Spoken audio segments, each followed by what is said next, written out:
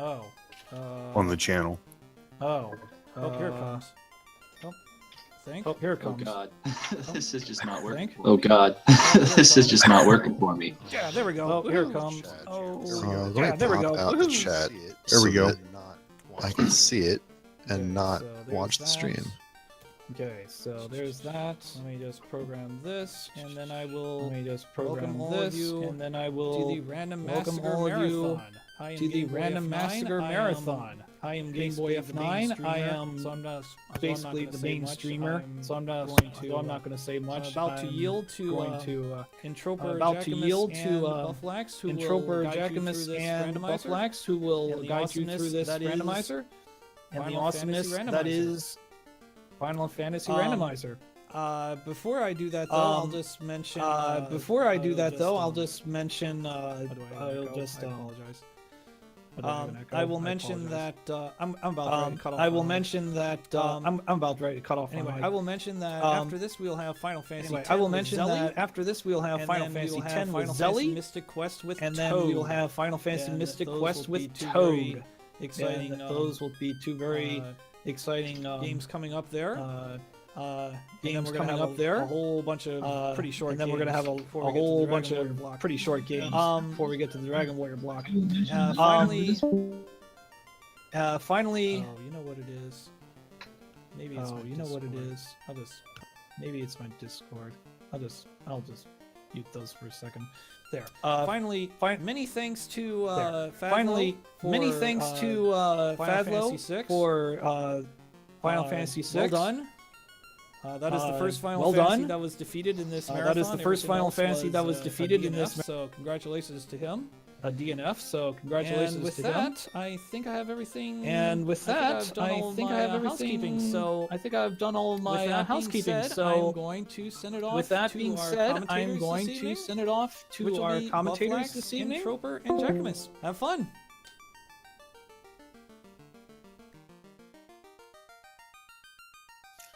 Thanks, Game Boy. I am Buffalax.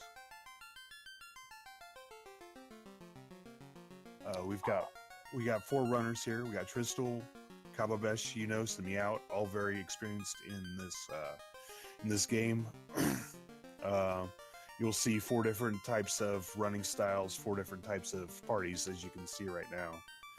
I guess we can get this sucker started.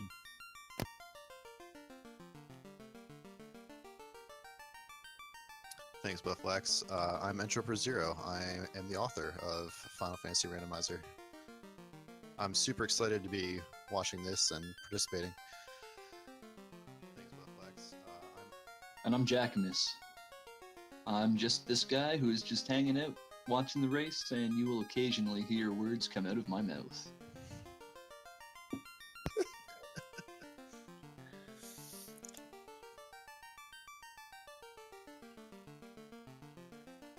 I think Tristal and Kababesh are number 1 and number 2. I don't know in which order on Speedruns Live, so it should be a tight race. Yeah, all 4 of these guys got their reps in on this randomizer for sure, and in the case of pretty much all of them, they all play a couple of the other randomizers. Gonna watch a lot of people that know exactly what they're doing, but maybe not exactly where to go. That's kind of the fun of the randomizer. Absolutely.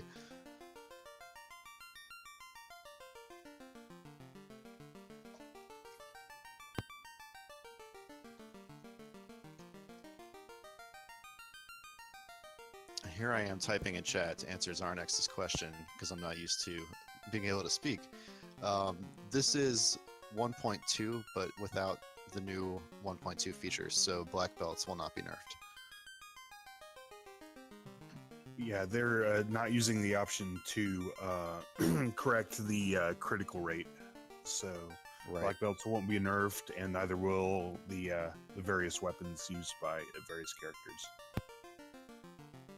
But that mostly just applies to late game weapons, because I think the way that the critical hit rate works is it's based on the weapon's index number. So late game weapons critical hit pretty much all the time, and it's once in a blue moon for early game weapons.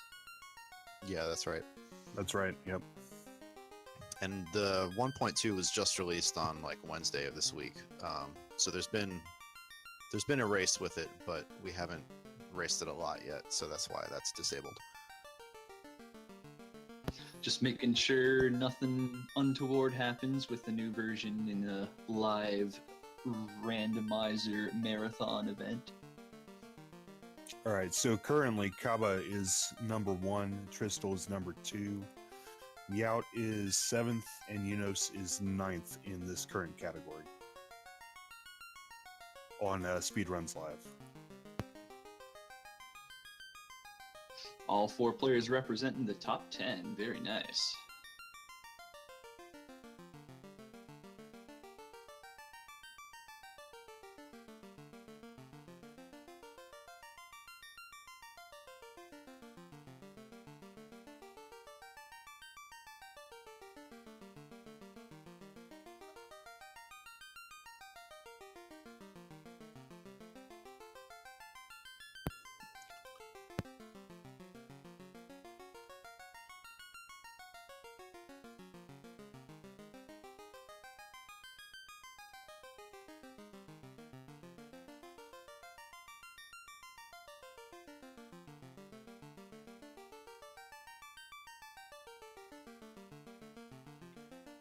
All right, we're just getting everything squared away on IRC, so that way we can get the race started and everyone can start on time.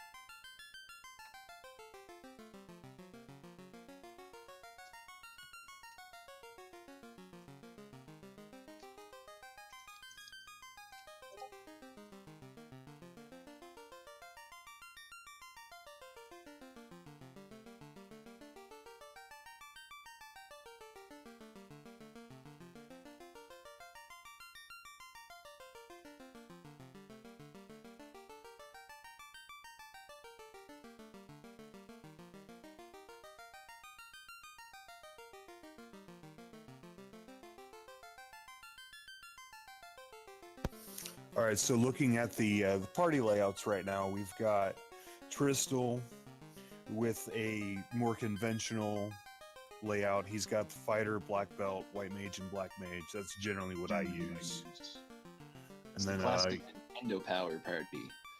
yep. Exactly. Kaba's got the fighter, the black belt, the white mage, and a red mage instead of black, which can be helpful depending on what kind of weapons you get early on and depending on the spell levels and whatnot. Czardia's got more of a speedrun style, which uses 2 fighters, 2 red mages, and then Miaut going with his standard wacky party there. A couple white mages, a black mage, and a black belt. Is Czardia going with the red party? Everybody's Yes, red. Czardia's all red. Red mage is a very popular substitution in randomizer because of shuffle spelled levels. However, the red mage can't buy every single spell from every store, so that can, the odd time, come back to bite you when you find a really great spell early on, but your red mage can never learn it, sadly. Indeed. Yep. Yeah, I think that starts as early as, well, it starts for white spells as early as harm, whatever occupies that slot. And for other spells, it starts at like level 5. You start not being able to learn things.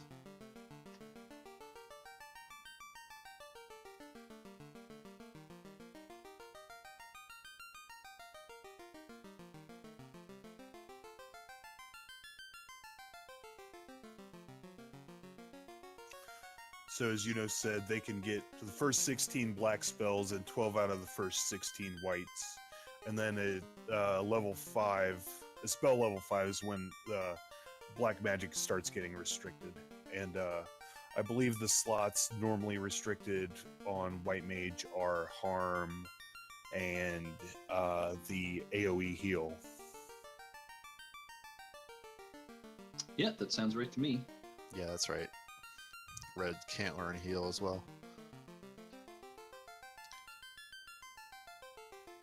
So for those who aren't already familiar with FF Randomizer, I don't know exactly which flags they've chosen, but I'm betting that they've shuffled the spell levels, which the way spells work is it basically moves the entire spell data into the space of another spell, which means everything about that spell becomes the other thing. So if you could learn the harm spell in the original, then whatever occupies the slot of the harm spell is now learnable or not learnable, depending on your class.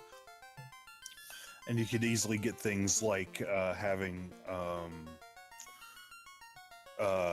fast, the spell that makes your weapons faster, or you have more hits, either be level 1 all the way up to level 8, and normally it's a level 4 spell, I believe. So it could be really, really beneficial or really hindering. You could also get the XXXX spell, which randomly kills something, or really early on, or fade the level 1, the level 8 spell that white mages have for their only offensive spell, which is normally called Holy or White in other versions of Final Fantasy. Occasionally Pearl. Yeah, as we just saw in FF6.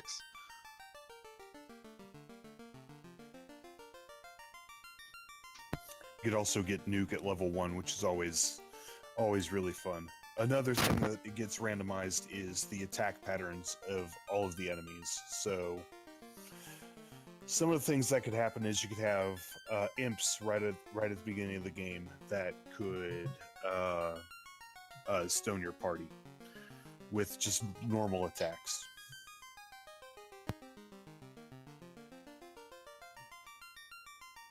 The one enemy that you want to avoid at all cost in this randomizer, I find, is whichever enemy ends up randomized with crack. Yeah, I actually took out some of the duplicated crack spells because there were too many enemies that had crack. It's for the best, really. Yeah, the way it works is that it doesn't just randomly choose stuff to give to enemies. It takes stuff that enemies have and just moves them to different enemies. So if an enemy has poison, like however many enemies have poison, the same number of enemies will have poison, but they'll be different. But with crack, there was just too much. There's only one enemy with crack, but he has it 4 times in his spell list. Yeah, You none of instigated these lists crack is on down on popular. They're still getting things straightened out in IRC right now. Right. Getting all the stream setups ready to go. There's actually more than one enemy with crack, but the other one is chaos. And I have the boss enemies in a separate randomization group so that they don't end up with horrible spells and everyone else ends up with crazy spells.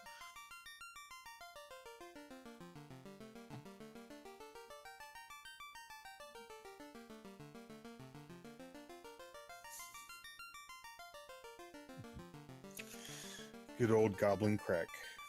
Yeah, you could get goblins with crack. It's unlikely, but it could happen.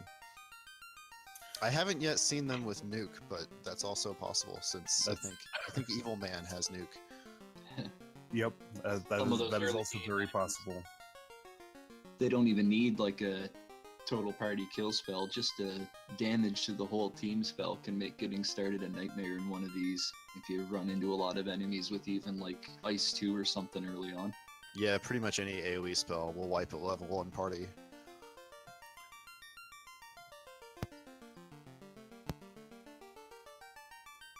But that's what the experience boost is for. You're only level 1 for probably a minute. Yep. Yep. One of the limitations of the game, the coding in the game itself, is that you can only gain one level per fight. So you could actually gain enough levels for 4 or 5 levels, or enough experience for 4 or 5 levels, but you can only get one per fight. That, I think, is probably all right. It at least forces you to fight a few battles at the start. This randomizer can get pretty escape heavy in the mid-game, whenever the experience from mid-game monsters tends to not be too great compared to what you need to level up, compared to enemies at the start of the game, or just the sheer ludicrous amount of experience points that you get from fighting random battles in the late game. Absolutely. Mm-hmm. There's, of course, a couple diamond in the rough enemies that you can kind of find in that mid-game zone. I think most players have a favorite grind battle or two that they'll be on the lookout for in some of those areas, like the volcano or the ice cave. Yeah, I normally spend a decent amount of time grinding agamas in the volcano. Mm-hmm. I'm personally more fond of grinding the centipede enemies. The agamas are alright though.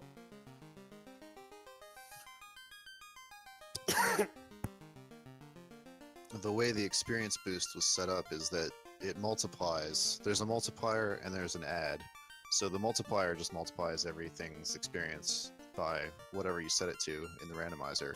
But the add adds a fixed number to experience, and the add helps you more in the early game than in the late game because it's a fixed number. It doesn't go up as enemies start giving more experience. So the idea is to give you like a kickstart, but not just make you ridiculously overpowered throughout the whole game.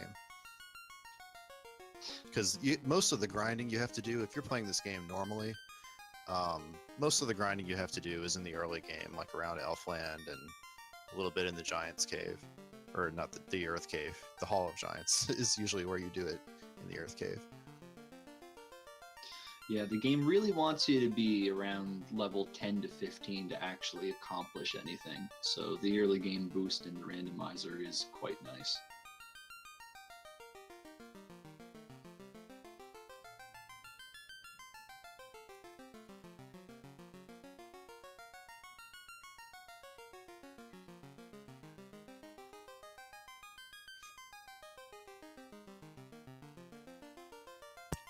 Looks like we're getting Czardia set up real quick.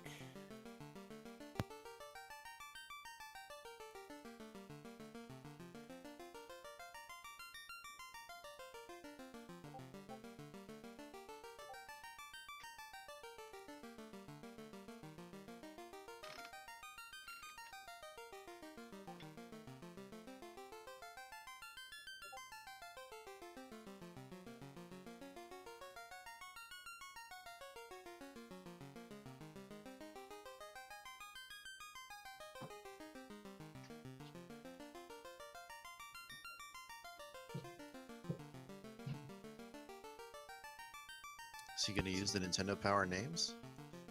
Well, no, because he's got Czar.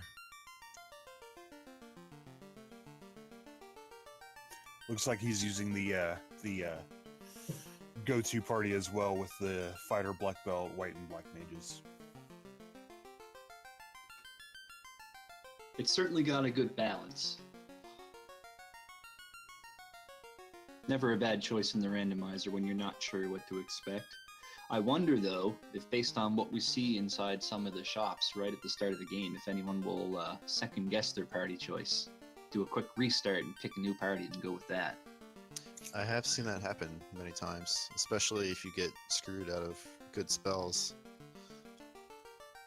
I've had to do that a couple times as well. I made it all the way to the pirates once, and then couldn't get any sort of spells off because I didn't have any casters, and I had to reset and start all the way over from the beginning again. So it looks like Czar has decided not to do the red party.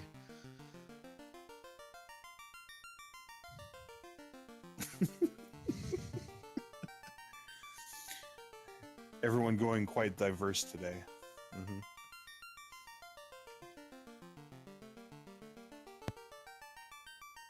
Even Thief wants to be red. He changes clothes when he becomes a ninja.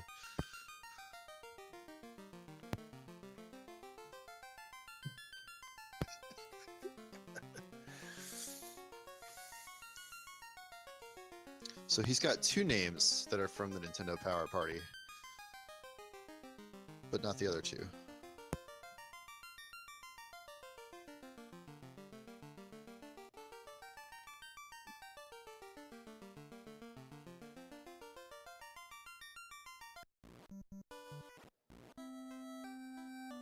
All right, here we go.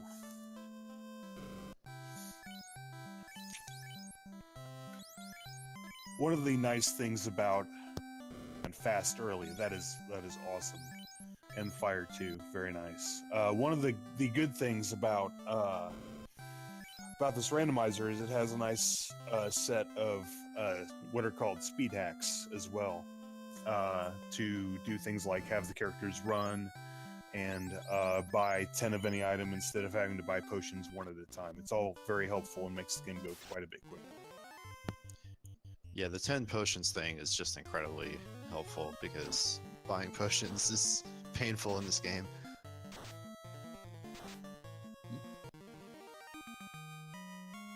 Some pretty nice stuff already from the start.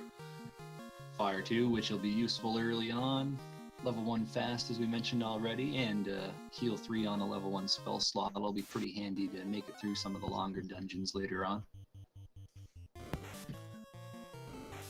Yeah, me and Troper and Jackamus are on commentary right now.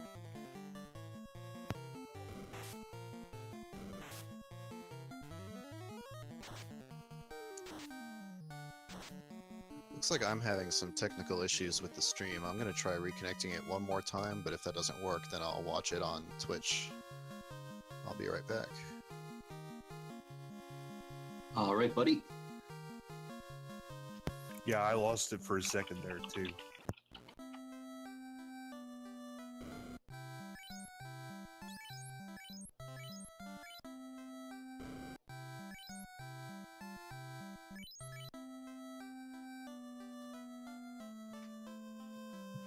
And as you can see, with the big boost, we've already got level 3 parties, players with about 5,000 gold, so they'll be running back to town to pick up the rest of the goodies, and then we should see a few of them head to go knock Garland down right away.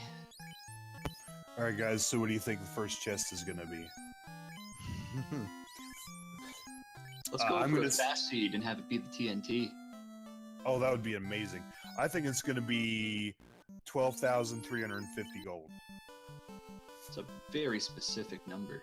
I'm going with floater. Would be nice too. The very first time I play tested this before it was even released, my first chest was a floater, and I said, yes, this is going to be awesome.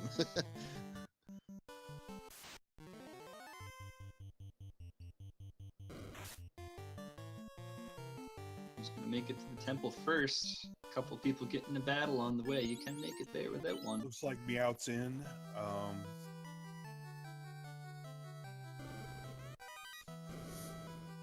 Tristal just entering right now. The first chest is 10,000 gold. Oh, so you were close. I Yeah, was very really close. I was surprised.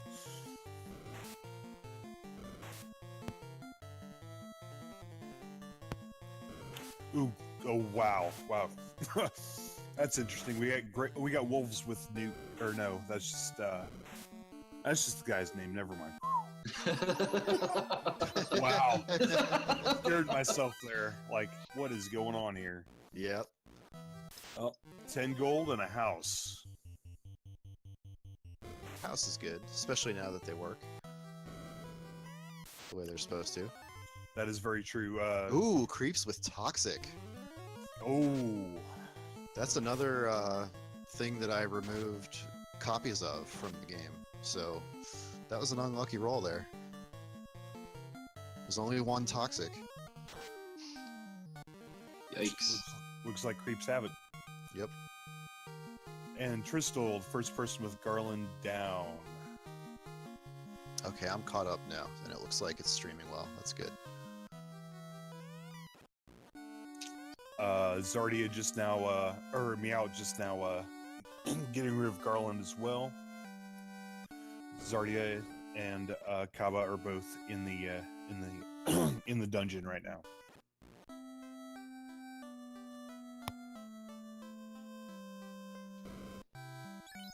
It's even more intense watching 4 of these guys go with the speed hacks. The pace is frantic. I love it. Yeah, it's really intense. I have only done 2 races of this because I'm not really a speedrunner. But the first race I did was without speed hacks. The second was with, and it's just crazy how fast it goes because you can input commands twice as fast, and you get less time to think between things, even between battles, just because you're running, you're speed running through the dungeons. Yep, I remember right when we started racing this, it was like version 0.6 or something, and runs would regularly take 4 to 5 hours, and now it's down to less than 2 most of the time now. Yeah, those speed hacks make a gigantic difference, but the pace is really different.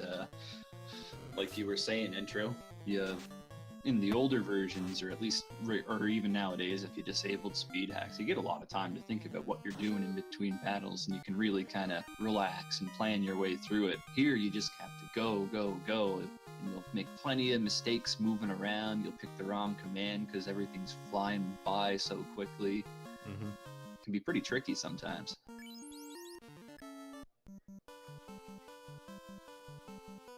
What surprised me a little was how all the various speed hacks end up sort of stacking on each other. Like entering battle and exiting battle, there's a transition effect that I cut that way down.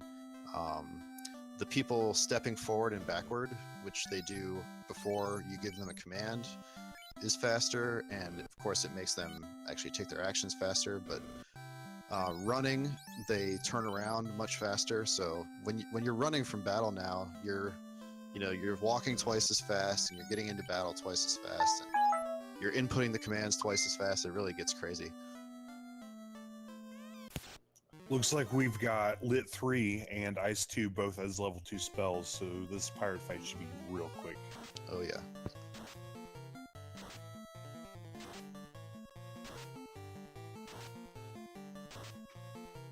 So we see Czardia taking, this is normally the first divergence of paths.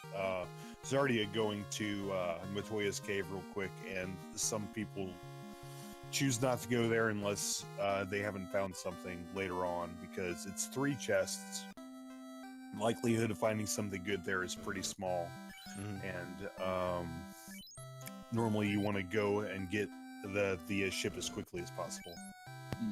But Czardia making the right play and saving down by the bridge. If you don't find what you need, just hit reset and pick up where you were. You don't have to walk all the way back.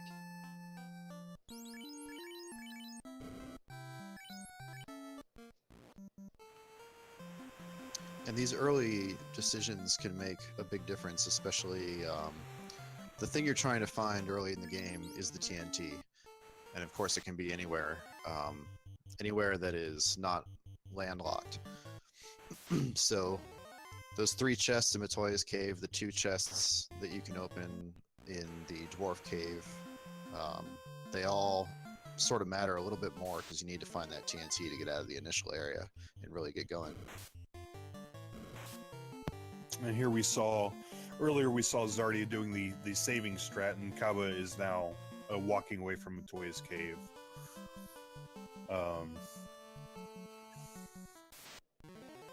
Various little things like that can make a huge difference later on.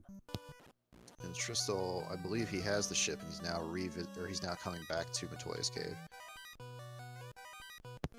Yeah, that is correct. Yep. Finding a piece of cloth and a bunch of gold at Matoya's cave is normally really disappointing. Yeah.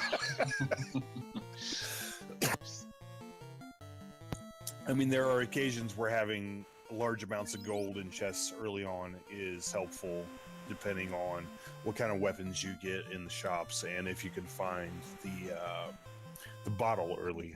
But normally it's just a big disappointment.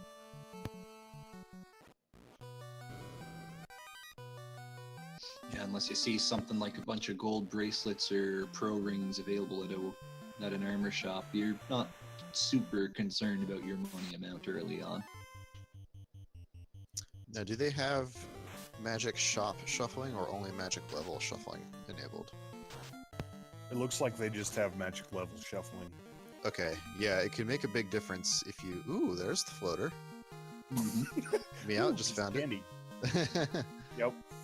Um, That's a great So- spot. I've already too. seen where it was, but he elected to reset and go back to where he had his ship parked. He's probably just going to pick that up when it's more convenient for him when he comes back with the TNT, which we now know by process of elimination is somewhere inside the marsh cave.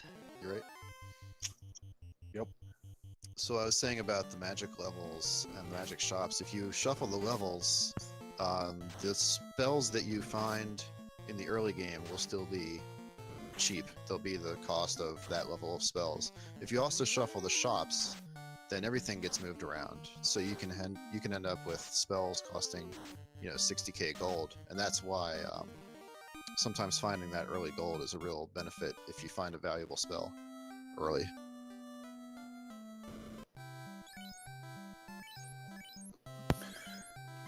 Yeah, generally, as you see Czardia going to the dwarf cave as well, Marsh Cave is probably the last place you want to have to go looking for the TNT, because you have to go through a whole dungeon and enemies and potentially fighting the wizards and all that good stuff. Yep. Yeah, just a whole set of enemies that you wouldn't even see for a long time if you didn't have to do the Marsh Cave. Then you also have chests in the Marsh Cave which are linked, which means that if you open up a chest in one part of the Marsh Cave, it will also empty out in another portion of the cave. So having to wade through all that is definitely a time loss. Mm-hmm. And these guys are all running right past the Easter egg, which they should since they're racing. Yeah, the good old "here lies somebody" Mm-hmm. Easter egg. Ooh, life 2 at level 4. That is really nice. Oh, that's awesome. And looks like the black magic spells for level 2 are inconsequential. Mhm. I didn't get the chance.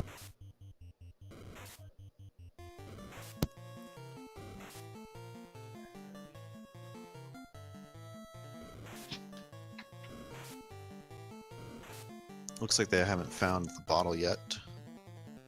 Unless I missed it at the beginning. I don't think it was in Corneria. I haven't been paying attention to the shops too much, except for the magic shops. Mm-hmm. It can be hard to catch everything on 4 different screens at once. Yeah, it is, especially with all the speed hacks going on. Everything's just popping up really fast. It looks like for black magic level 3, we've got lit 3 and ice 2, or lit 2 and ice 3, one of the two. Mm-hmm. We've also got warp. Warp is amazing. Get you out of dungeons real quick. Once you find what you need, you can just warp out. It's even helpful in places where you have fiends like the volcano and whatnot. You find a treasure chest you need, like the let's say the floater, and you can just warp out and then go back in because you've already found what you need. You don't have to go searching through the rest of the chests in the dungeon. You just go and get your orb lit up. Mm-hmm.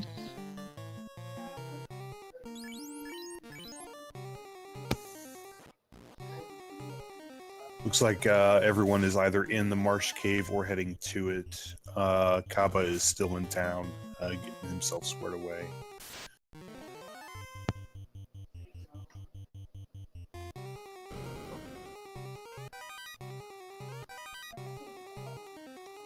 Getting surprised by shadows is pretty common.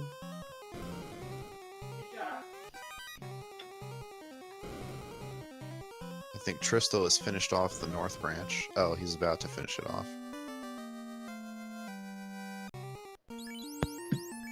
There's the TNT. Excellent. Perfect. And So there he he won't is even warping probably out. check the rest of it. Nope, he's gone. Yep, he's gone. Now he knows where the TNT and the floater is, and he's well on his way. The only reason to come back to Marsh Cave at this point is to, in case something else is locked up in the southern portion. Might have to come back to look for the crown or the slab later on, but, well, with that floater in hand, there's not a whole lot of places you can't go right now. Yeah, I assume they're playing with early rod and early canoe. That seems to be the most common. Yeah, so with things up a little sooner. With early rod, you don't need the ruby to go through the cave to get to the guy who has the rod, which breaks the plate in the earth cave. You'll see that later. And with the early canoe, you don't have to beat the earth cave in order to go to Crescent Lake to get the canoe from the sages, which also saves a ton of time. Well, if we have both early rod and early canoe, the ruby would be inconsequential with early canoe. If you have the floater, you could just fly the airship, land outside the guy's cave, and go pick up the rod if you needed to. And if you needed to, you could also do that and then go into the into the ruby cave backwards and pick up the 4 chests there as well. Mm-hmm. I had to completely rewrite the sanity checks to get that to happen because it changed up the way everything interacts. If those chests are opened up by the floater, then you can put the ruby in them, or you can put other things in them that the ruby no longer blocks. It was quite a challenge to figure all that stuff out. I could see the progression logic for a game is open-ended that this get really complicated as you're trying to make it all work. Yeah, before the system was basically one item was assigned to like a group of chests that it enabled you to get, but now there are multiple different ways to unlock chests, so it got more complicated. I basically had to throw out the original implementation and do something completely different.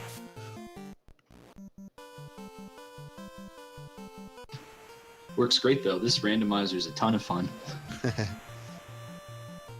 So now it looks like everyone's got the TNT, and they have all elected not to finish off Marsh Cave and just to continue on. So at this point, this basically opens up the whole world because they've also got the floater. That's right. And I don't blame anyone for not wanting to finish clearing out Marsh Cave right now, because if you have an airship, it's easy enough to fly right back to it. And on top of that, for the amount of effort required to get an extra 10 or so chests, it's not the best place to be looking for bulk chests. There's plenty of places where there's not random battles to get into or multiple floors to walk through. The chests are just sitting there. Generally a better use of your time than a race. Mm-hmm. Looks like Kaba, though, is actually... I see him going south in the Marsh Cave. Oh, So this he will be might- Ooh. Those crawls squinted 2 of his people. Oh, no. Oh man, that is rough. Maybe I he'll don't think change his he's gonna mind. Yeah, I don't think he's gonna be finishing Marsh Cave now. That is rough. He probably has life, too, though, so maybe. Let's see. He's got life 2, but he's got 1 charge. He's got 1 life, too, but then his red mage has a life, too. But no, he doesn't, because he doesn't have a spell charge. Well, gonna press on, I guess. Yep. This will be really interesting to see what ends up happening. Mm-hmm. If he dies, he can always... Tristal's got a slight lead right now. He'll be the first to leave the starting area with the floater in tow. Yep. And then Miaut looks like he's right behind, just using the TNT. Oh, scorpions with trance. This is rough. Ooh. Man. And Blaze. That is ridiculous. Kaba really... oh, there he goes. He just reset. Now he's going back down. So... Yep. He really wants to see what's down there. Oh, wow. He really does. It could pay off. You never know. The slab could be down there. Yep. Place he doesn't have to come back to later. It could also be something that isn't required but is really helpful. Like you could find the mass mutant down there. That would also be really. Oh, That it could by end up itself being is worth it. pretty much a game changer. Yeah, Yep. that's one of those things where if nobody else goes for it, they won't ever end up going for it because they'll still get all the required items and they'll head to the Temple of Fiends without the mass mutant. But if you find it early in a place like the Marsh Cave, then you'll have it for the whole game. It could be a significant advantage. Definitely If will you can be get to it. last in the early portions.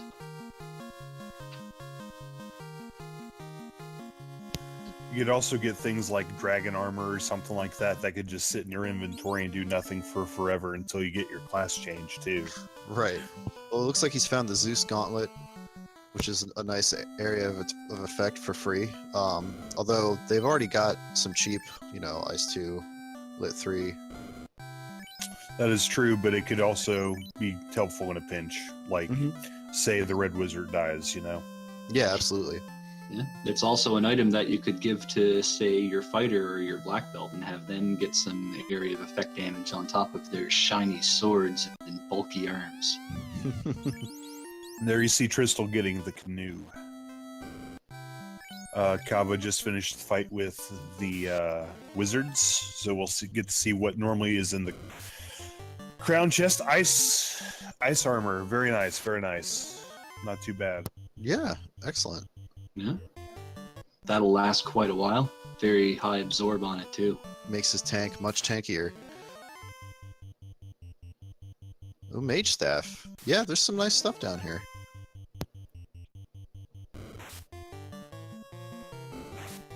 The mage staff is the good one, right? Oh, there we go. We got some adamant. Oh! Yeah, so he'll have Excalibur now, and nobody else will if they don't come back here. Yep. Not an issue for Miaut, who has no fighter, but True. that Excalibur would be pretty nice, assuming we find the tail in short order. Right.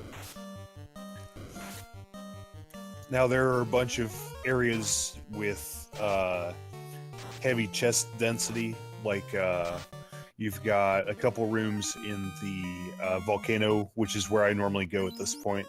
We see the bottle is in Crescent Lake. And then you've got places like where you take the tail to see Bahamut. There are a bunch of chests just lying around right there. Everything's open now. Mm-hmm. And it wouldn't surprise me to see all four players take off in completely separate directions and just make it completely impossible for us to call the action. Looks like Tristal just got the Earth Rod, and he's got the floater and everything. He's got the airship first, and he's going backwards into the cave to check the 4 chests. Mm-hmm. So maybe they weren't playing with early Rod or Rod not required then if Tristal went there to pick it up. Well, you need the rod, you just can get it without killing the vampire. That was a really weird thing that I discovered totally by accident, because I got the ruby early, and I went through the ruby cave and talked to Czardia. He didn't give me the rod. I said, what the heck's going on? And discovered you have to actually go all the way down, kill the vampire, despite the fact that the vampire is guarding the ruby chest. Oh, that's what was going on. Yeah, so you have to kill the vampire anyway just to be able to get the ruby normally, but they also put in a check to make sure the vampire was dead. So it's a little one weird. of those weird things that you're surprised the developers put in, but there's a couple of them like that.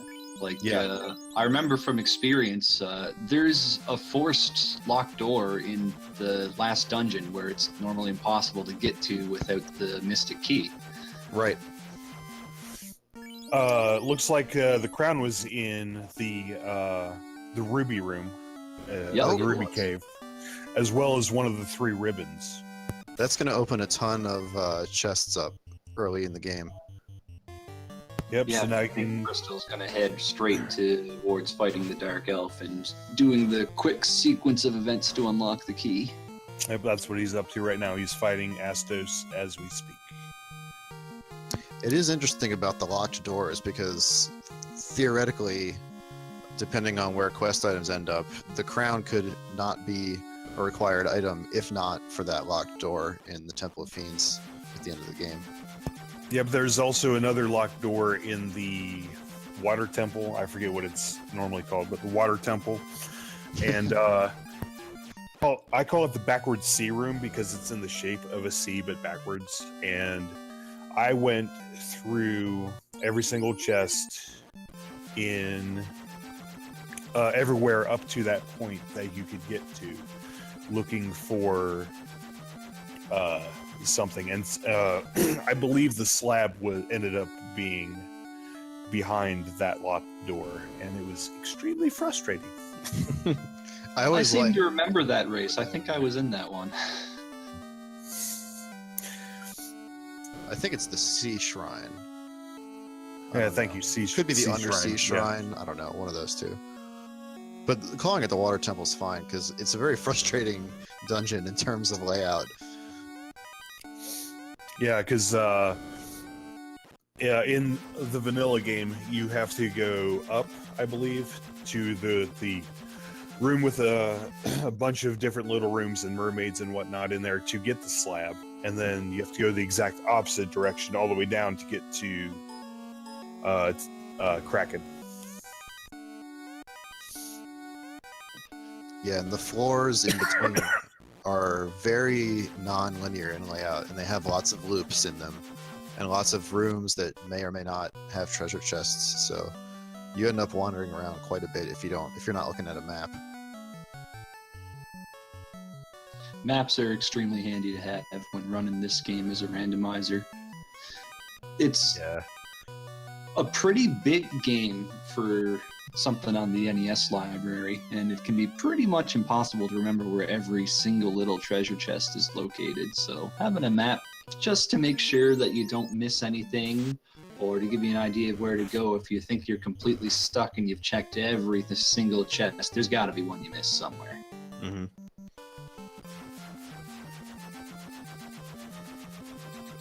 Yeah, I can usually complete the game easily enough if I'm not looking at a map, but a lot of especially the linked chests, are really hard to remember if you don't have something reminding you where that is. And the Sea Shrine is the one place that I get totally lost because of all the loops and stuff.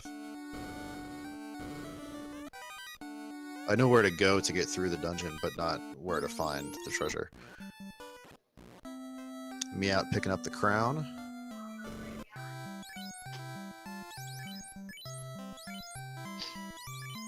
Tristal still picking up chests that are unlocked by the crown.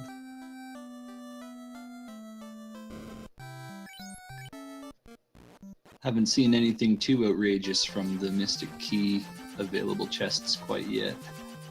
Yeah, I missed part of the Dwarf Cave, but the part of it I saw didn't have anything interesting. There's a big room with like 10 chests or so at the bottom.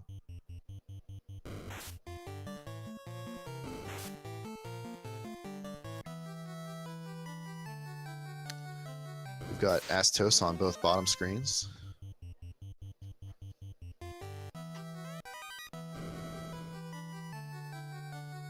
I think they're taking similar routes so far, so Czardia and Miaut are neck and neck. Yep. Looks like it's all pretty much linear so far in everybody's choices. Tristal getting more unlocked chests. Kaba just now. In Miaut, they went up to check the chests on the little archipelago of islands where all them dragons are living. Forget the exact name of the location. The Bahamut Caves. That's what I call them. I think they do have a name, but yeah, it's eluding me. Yeah, everything in this has a name, and then when they made re-releases, they changed some of the names and whatnot. So, and then they re-released those re-releases and changed the names again.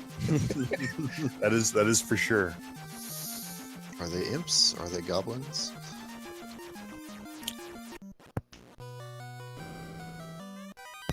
The most funny name, in my opinion, is the blue pirates are called Kaizoku, which actually means pirate in Japanese. It's pirate in Japanese. Yep. I always thought that was pretty cool.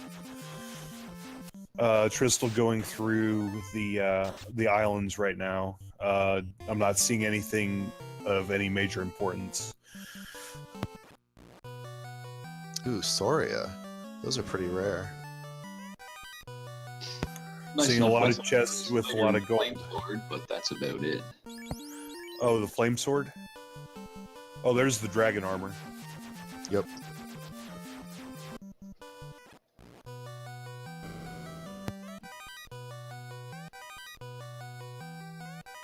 Looks like there was a ribbon in the Titan cave, so that's good for everyone who went backwards through that cave.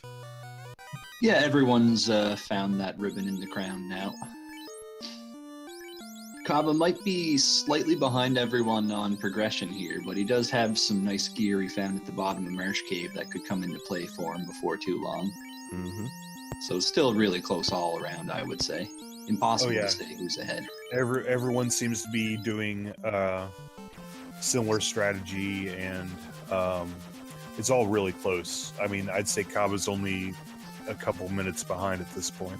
Mm-hmm. And making good use of that Zeus gauntlet against Astos. Absolutely. Much quicker Astos battle than we saw with any of the other players.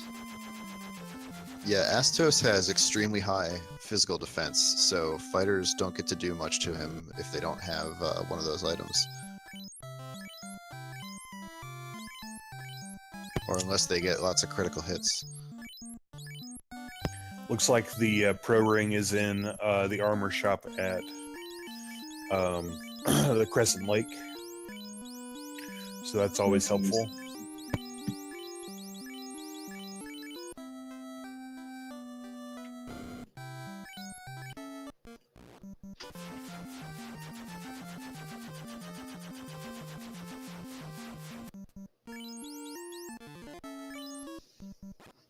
Looks like Tristal is heading towards the volcano. Yeah, so this will probably Volcano is always a good place to check. There's a ton of chests right near the start. Mm-hmm. And a good amount of them the rest of the way through. And on top of that, it is one of the Fiend dungeons, so you're making progress as you look for required items. Well, there's the slab right off the bat. First chest he checked in the in the volcano. And looks like he's skipping everything else and just moving on. Well, he does have every plot important item that he'll need to finish up there, minus a quick side trip to the waterfall cave to pick up the cube later. Other than that, that's everything that you're required to have, I believe. Yeah, it looks like he's going for as close to min % as possible with the randomizer. It looks that way. That's going to make everything really interesting when he gets into Temple of Fiends, though he might be a little undergeared. We'll see how much leveling he does and what he decides to stop and look for. Kaba going back and checking some chests. Czardia doing some shopping. Looks like Miaut's in the fire cave as well right now, or the volcano. I have a habit of just saying element cave as everything. If you watch me stream this, that's what I do. Everything's something cave. Ice cave, fire cave, earth cave, even if it's not a cave. Water cave. You know it, water cave. You did call that water temple earlier, but I'll give it to you. Air cave. That would, I think that would be the most ridiculous one right there. The old air cave. The Cave of Fiends. The Cave of Fiends. The air cave is really two caves, right? It's the cave tower and the floating cave. Yes, I think it's the Mirage Tower, and then I normally call it the Air Fortress, but I don't know what it's really called. Yeah.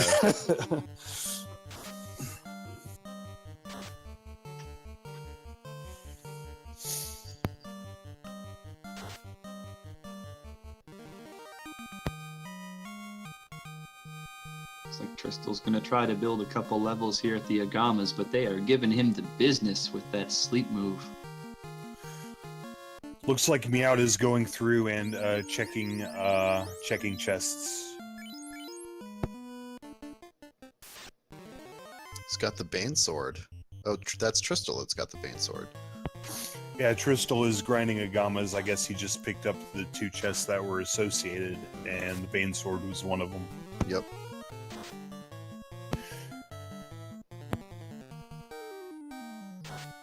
Now the Bane Sword, that's what you can use potentially against Tiamat, right? Yes.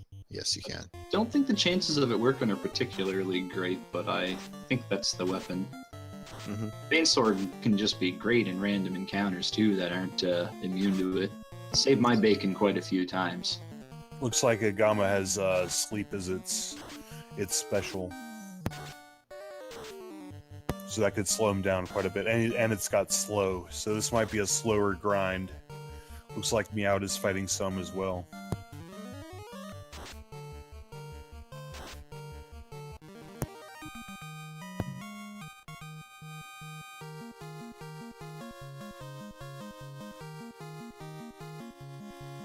Kaba is still on his route of checking chests that you can get with the airship, and it looks like Czardia is just used the bottle and is getting some getting ready for the underwater whatever. The water cave. Yeah, the water cave. Yep.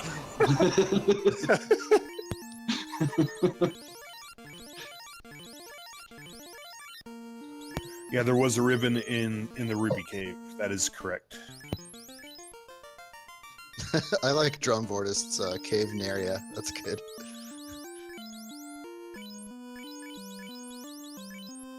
The Cave of Ordeals. Yep. Oh, absolutely. Which you rarely see in a randomizer run, because it usually doesn't have an important item. I think the only quest item that can end up there is the slab, since you have to have everything else just to get there. And normally it takes a decent amount of time just to get to it. Either you land your airship and have to walk a very long distance, or you have to use the normal ship and the canoe combination to get to it a little bit quicker. But it is a long journey for, I think, like 7 chests or so. Mm-hmm. Not worth it unless you have no other choice.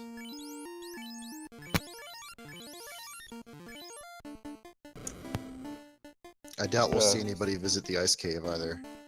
Looks like Czardia is going through the volcano, getting some chests there, finding some decent weapons, the light axe, dragon sword, the black shirt, a couple other things. Nice.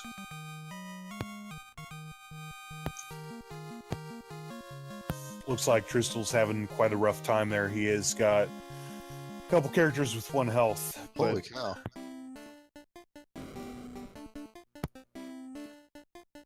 That's about as close to dead as you can get. 2, 1, 1.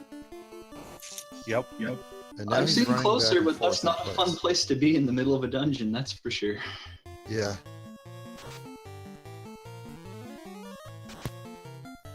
I am wondering why Tristal is attempting to get into a fight here. I don't know what's going on with that. I have a guess, but I'm gonna hold on to it for a minute. It's based on the only character that doesn't have 1 HP right now. Okay. We shall watch and see. Yeah. Miaut, it looks like, is grinding Agamas. Kaba is now in the fire cave as well. Volcano.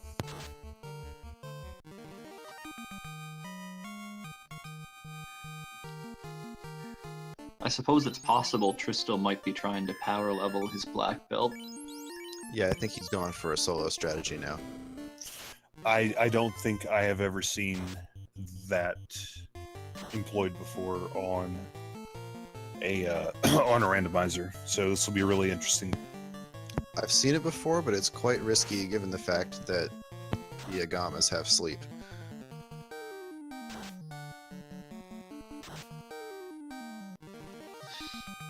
Czardia just now finding the slab.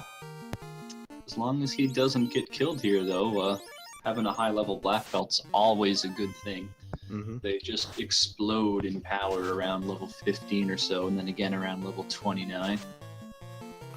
Looks like he's got quite a bit of healing items to keep him up, so he can grind away. So looks good. Czardia finding a heal staff. Kaba dealing with Fire 3 and some red gargoyles. That is a nasty fight. And Ooh. cremate. Oh, that's fun. That's even worse than them normally having fire too, which is bad enough.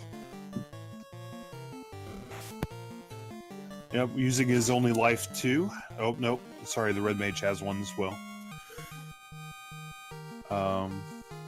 Able to recover from that fight, but it looked really nasty.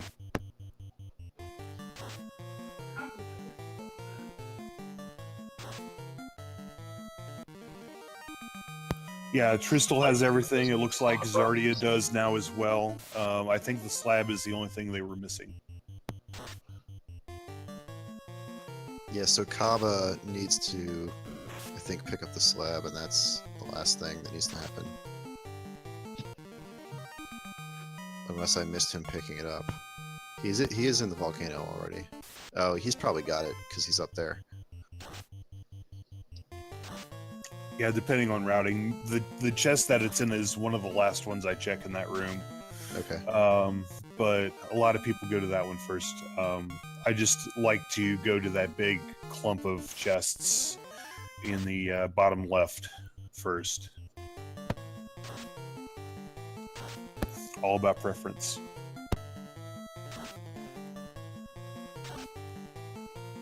It's hard not to have a preference for going for that great big clump of chests. Statistically, it is going to be the most likely to have both required items that you need to complete the game and just really nice pieces of equipment or nice shiny weapons. I do like me some shiny weapons, that's for sure. And Tristal's got his black belt up to doing 6 hits. I think he's in the low 20s in level now. Or he just got level 23.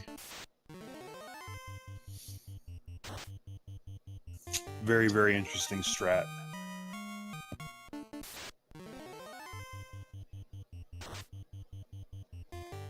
Now this is one of the places where I really tend to overlevel.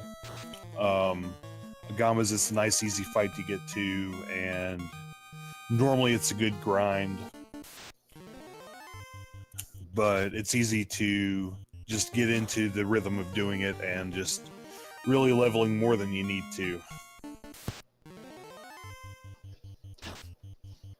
Kind of feels like fighting that Axe Knight over and over again in Dragon Warrior.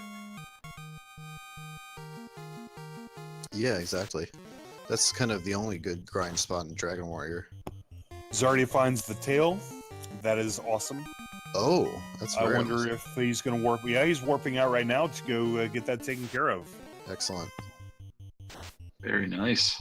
Always the sooner the better when you find that thing. The question will be if Kababesh gets the tail, since he has the adamant and... It would probably benefit him the most of any player right now, I would say. Tristal, I don't think, cares if he gets the tail or not. Nope, he's running the solo black belt. He's Yeah. not interested in class change. Doesn't need any equipment. Actually, the class change will give him less magic defense, strangely enough. Yeah, the black belt is the one the one character that does get some sort of hindrance when class change happens.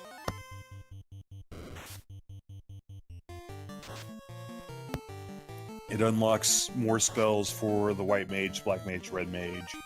Fighter gets better stats. I don't know too much about the thief, but I assume that they get better equipment and stuff like that as well. Yeah, and the thief actually gets up to level 4 black magic. He's able to cast fast, which is really nice. I should say Or the in ninja. randomizer, he has the potential to be able to cast fast. Right. Yeah. or he'd be casting Ice 3 if someone were to use a ninja in this this iteration. Thief is definitely not a popular choice in the randomizer. It's unfortunately just too underpowered compared to the other 5 classes. Absolutely. Kaba picking up the useless ruby. And he's reached the grind spot.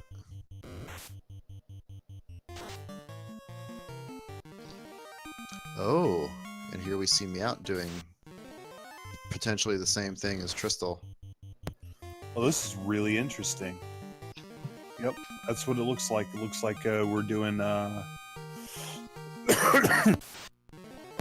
doing double decker black belts here. Yep. Gonna be a whole lot of kung fu the rest of the way.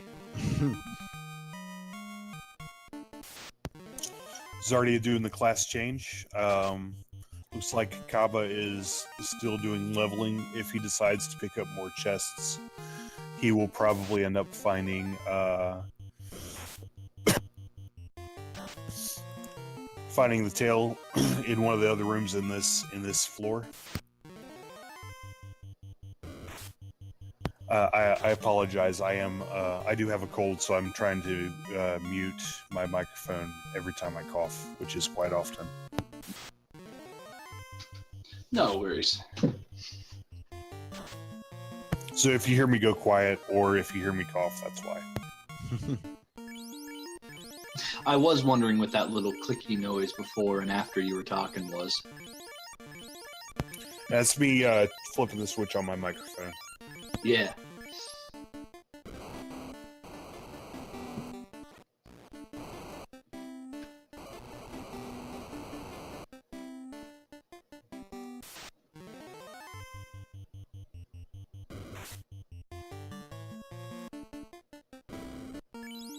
So I wonder if Miaut's strategy has to do with the fact that we don't have Fade yet. Because he's got 2 white mages in the party. Yeah, he is normally a white mage heavy person, so yeah, that would make a lot of sense. Yeah. Tristal finishing off the volcano. Czardia finding the ruby, which is completely useless at this point. It's always funny to watch a fiend go down in one attack. Yeah, it usually happens to Lich the second time around, but you usually don't see it the first time around for any of them. So with the buy 10 option, I don't know how that works with the bottle. Can you accidentally buy 10 bottles? I think if you have enough money, you can. I have not tried it or seen anyone try it. Crystal's got a good amount of coins. Someone should ask him to buy 10 bottles. Yeah, he's not going to need the money for anything else. Bottle happens to be max gold in this seed, so that's going to be costly. It'll be 650,000. Tristal entering the Earth Cave. I assume this will be over pretty quick, because it's pretty linear and he's not going for any chests. Yeah, this is straight up a boss rush for Tristal now.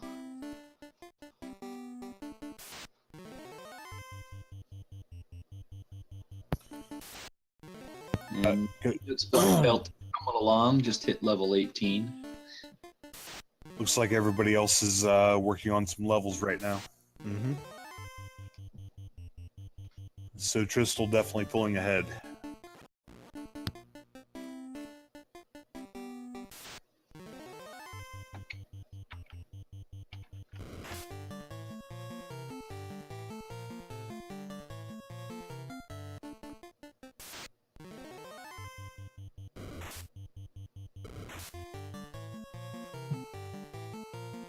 Chat is saying Tristal stopped grinding at level 33, which seems low to me for a solo, but he definitely knows what he's doing better than I do.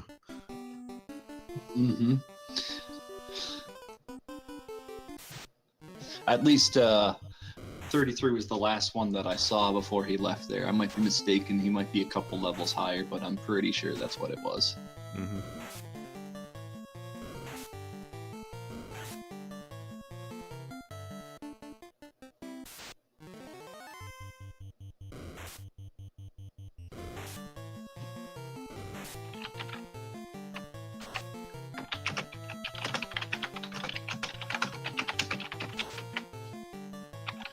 And he's run into one of the groups of enemies that is impossible to run from.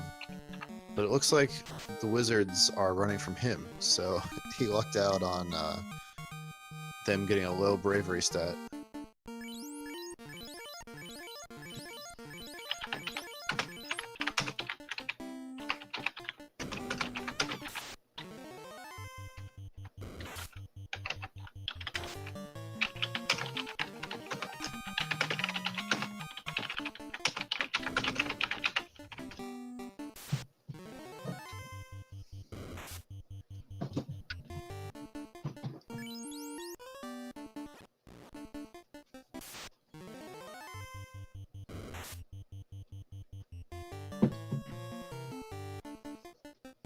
There's a lot of ways to kill a vampire, you know, the old stake through a heart, cross, garlic.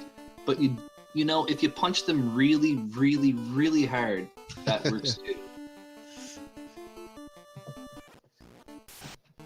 Yeah, punched them really hard 8 times too.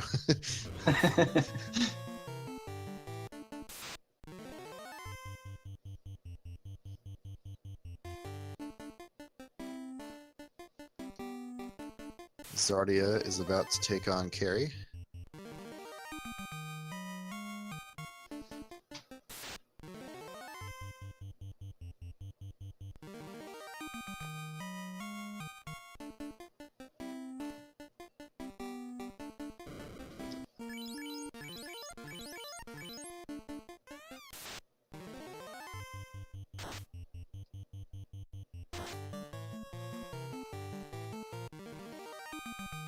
And here goes Lich. And he casts Dark.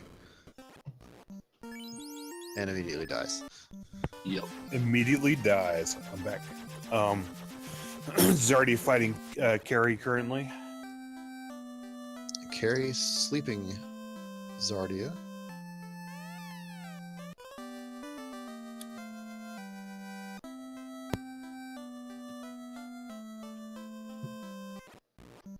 Kaba and Miaut are still grinding away.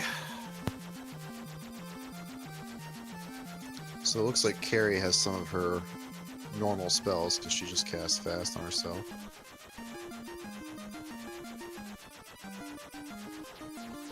It's interesting to see which spells the bosses end up with. You could end up with Lich doing, you know, Tiamat's flame breath attacks. Yep, or you could end up with Carrie doing what was it called, Swirl, which is supposedly like a water elemental attack.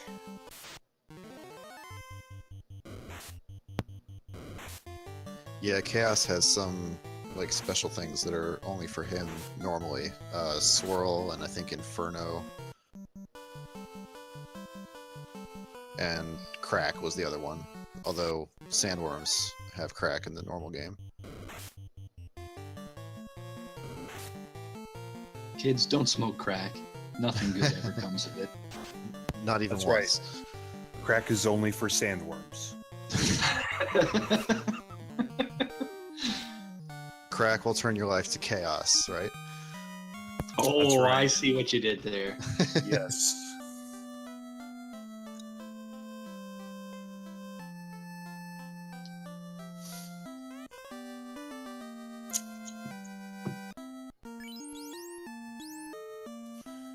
Tristal looks like he's getting ready to head to Mirage Tower. Yeah, he Getting went the- straight for the chime. Getting the chime. I don't know if he picked up the cube yet or not. We shall see. No, he hasn't been to the waterfall cave yet. Yes, the waterfall. Waterfall cave. Miaut coming up to fighting Carrie. Kaba's still working on some levels there. So what level do you guys normally like to be at when you start going through everything? I usually try not to grind much when I'm playing with the experience boost enabled. I end up just not running from everything as much as I should.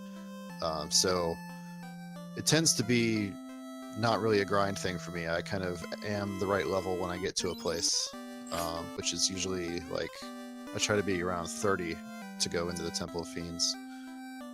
30 seems pretty good. Yeah, I level a little more than most other people. 30 is about what I normally get to as well. I'm usually around like 25 or so going into Temple of Fiends, and about 30 by the time I finish it. It doesn't seem to work out too good for me though, so I would not recommend trying to gain levels on the way getting through the last dungeon. Yeah, you do usually end up with a lot of unrunnable encounters in the last dungeon, like the gas dragons and the water. The gas dragons. And the worms, which are worth a ton. So you'll always gain a little experience, but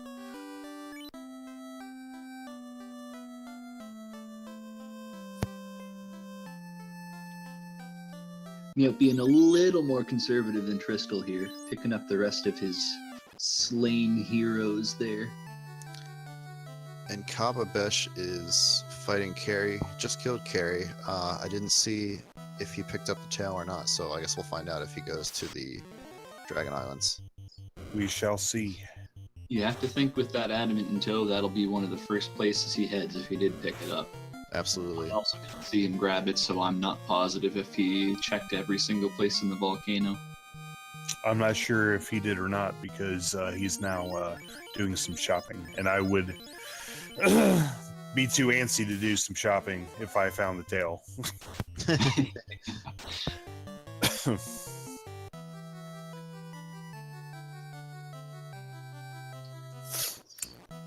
Got Tristal going through the water cave, and Czardia just now going through close to the halfway point of the earth cave.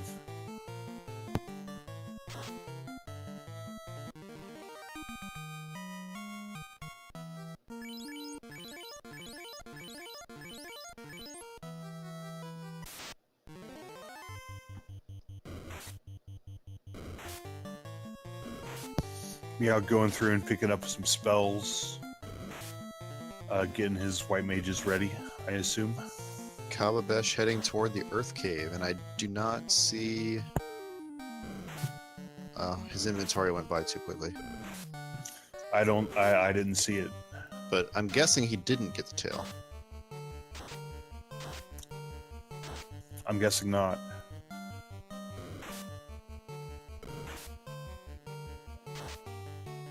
That'll be unlucky for him, finding the adamant early. He is still pretty much toe-to-toe with Czardia right now. Mm-hmm. So it didn't cost him a whole bunch of time. Looks like Czardia will be the only player to class change. And Czardia is showing off one of the features of the randomizer. Can't hold. When you pick up a chest and you're full, it tells you what's in the chest. That is so That helpful. is such an amazing new feature that was added in the last couple of versions. It used to be, oh, well, I mean, I guess I'll throw out this opal helmet because I can't wear it right now. And oh, now I have a silver helmet. Yep. Now I have a piece of cloth. Right. Wonderful. I wish I could take credit for that one, but I swiped it from a thread on GameFAQs that has a whole bunch of useful hacks. I know I saw the buy 10 thing at some point in time before now as well, but I don't know if you borrowed that as well. Most of the recent features have come out of that since, the randomization stuff. I got to hand code that stuff, but Right. I think I did a couple bug fixes myself before I found that thread. I guess I should say Deranged Squirrel Fighter showed me that thread, and it had a lot more stuff in it than I realized, so it's been pretty nice. He can't be as deranged as his name implies if he's showing you all that good stuff. Well, is he deranged, or does he fight deranged squirrels? That's the question. Well, in order to fight squirrels, I think you'd have to be a little out there to begin with. But that's just me. If the squirrels are deranged, you might want to fight them. I don't know. I don't know. I think if I ran into some deranged squirrels in Final Fantasy, I'd probably just run away. They don't sound like they're worth a lot of experience or money. That's true. I think Final Fantasy V has some deranged squirrels. It does have some Yeah, deranged, that's right. and they're not worth fighting. Right. I can't remember exactly their mechanics, but there's like a nut eater and there's a Skull like a Eater. skull eater. Yeah, the skull eaters are the Skull great eaters. ones. They just like to sit back and be invincible and one-shot your party. So Right. yeah, don't fight them. And if you manage to beat them, they don't even drop any experience or money. Here comes Kraken. Kraken didn't die immediately. Oh, 10 hits. Ooh. Wow. Ouch. Laying down Yeah. the hammer with his fists. Could have gone unlucky for Tristal if Kraken had gone first in the second round, but that didn't happen, so he's through the water cave. Yeah. Just Roll two water physical cave. titans exchanging massive blows there, but Tristal's black belt's gonna pull through. Mm-hmm. Looks like Czardia is still going through and grabbing some chests. There's a heal helmet right there. Pretty nice. A gold bracelet is always good to have, although he's already got 2. So, I think they were sold in Elfland, so. But he's gonna pick one up for his black belt. Miaut beating the vampire there.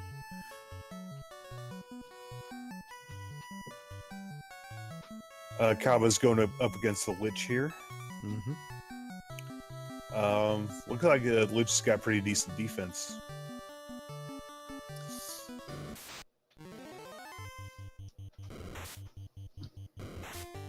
And his red mage has the flame sword, which actually is effective against the Lich, although it's still not doing a whole lot of damage. Or wait, no, because they haven't enabled. They are using 1.2, but they haven't enabled that switch. So Correct. Now, it's always really interesting when you get to the point, when you get to the level that the enemies you're fighting against run away from you, and it's just a battle of running between you and them, because you don't want to fight them, so you try to run away. You don't need the experience or anything. They're just so low level, and then they just try to run away as well. who can run faster? That's right. Who doesn't want to be in this fight more? And you actually want to be the one to run faster, because otherwise it's going to tell you you've gained an experience point. Yep. Slows you down. That one experience point.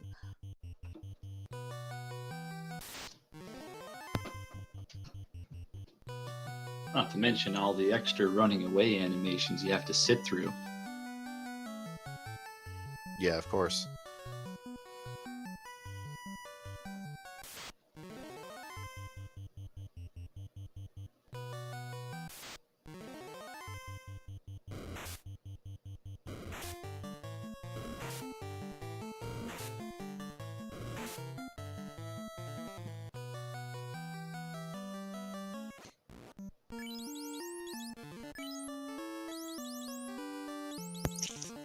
Crystal going through the waterfall cave here.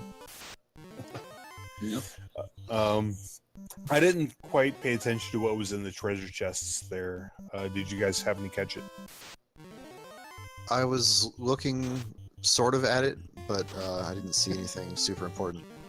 I didn't even see him open any. I just saw him talk to the robot and turn around. Yeah, I think I was looking at the screen, but I was also talking, so I didn't process everything that I was looking at. Yeah. Czardia and Miaut both getting slabs, getting the language barrier busted. Yeah, they both just finished fighting Lich right around the same time. Real tight between those two right now. Yeah. Yep.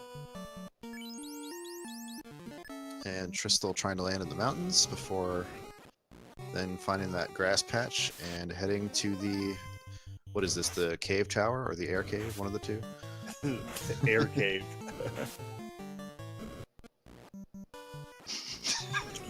Now, the cave tower. Yep, that's an air cave. That's exactly what an air cave looks like. A big tower in the middle of a desert. That's right. Now, this is normally the second place I go if I can, because in the first 2 floors of the air cave tower, pyramid thing, there's a bunch of chests in the first couple rooms, and they're all nice and grouped up. And if I haven't found everything I'm looking for already, it's normally the second place I go. Mm-hmm. And the nice thing about it is that you can even dive in here early, not even intending to fight Tiamat. You can pick up some of those chests and then leave. When you come back, you can pretty much skip those rooms on that floor because the stairway is like right next to where you come in. So you're not really losing time if you go here early. Yep. Or not much time anyway. Yeah, it's just a little extra treasure hunt for you.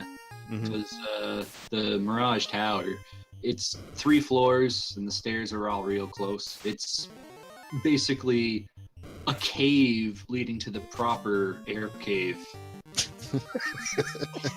It's the air cave pre-cave show. We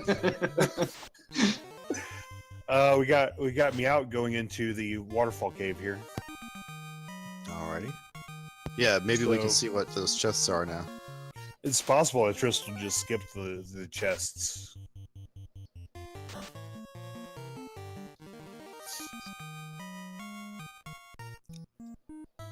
Yeah, there are quite a few chests in the Air Fortress Cave portion as well. They're scattered all around the spindles of each of these floors. And I think in total there's more than 50 treasure chests between the Air Cave Tower Fortress combination. Oh yes, we can't forget Warmech. That is a possibility. Ah, yeah. Which That's sadly your- is not an unrunnable encounter. It's also not a terribly likely encounter. Ah, But Tristan between all died. 4 racers here, it'd be nice to see Warmech at least once. Just to say hello. Would Yeah. be real nice. What are the odds of getting that encounter? Is it 1 in 16 or something like that? It's 3 out of 64, which is interesting because it's 1 out of 64 in the Japanese version.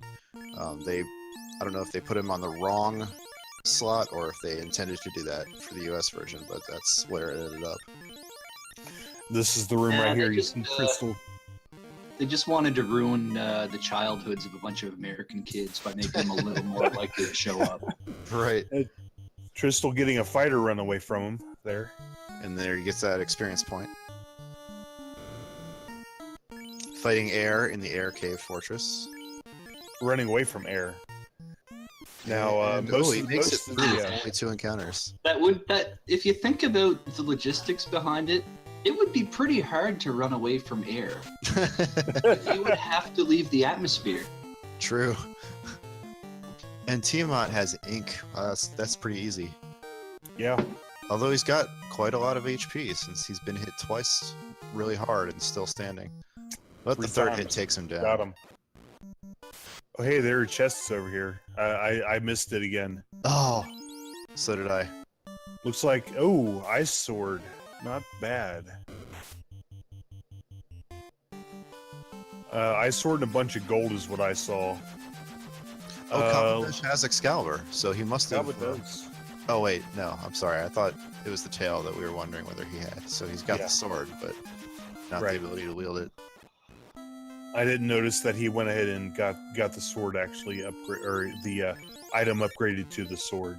Yeah, I assume since he went back to the dwarf cave for the chests after the crown, that he would have just gone and gotten the sword. Czardia and Miaut both dealing with some water enemies, and Kaba just going in there as well. Things are pretty tight between We could see the the three of order them. between those 3 players change quite a bit. There's quite a few different potential inescapable battles in the water cave. Whichever player gets the least of those is going to be slightly ahead of the other two. Tristal landing on the Temple of Fiends. Looks like Trizzle's gonna wrap this up really soon. Yeah. I didn't even see him go in the Earth Cave. He's a whole cave ahead of the other runners who haven't even killed Kraken yet. Well, there's still Time Cave to go through, and Time Cave can be pretty nasty. Time Cave, I love it.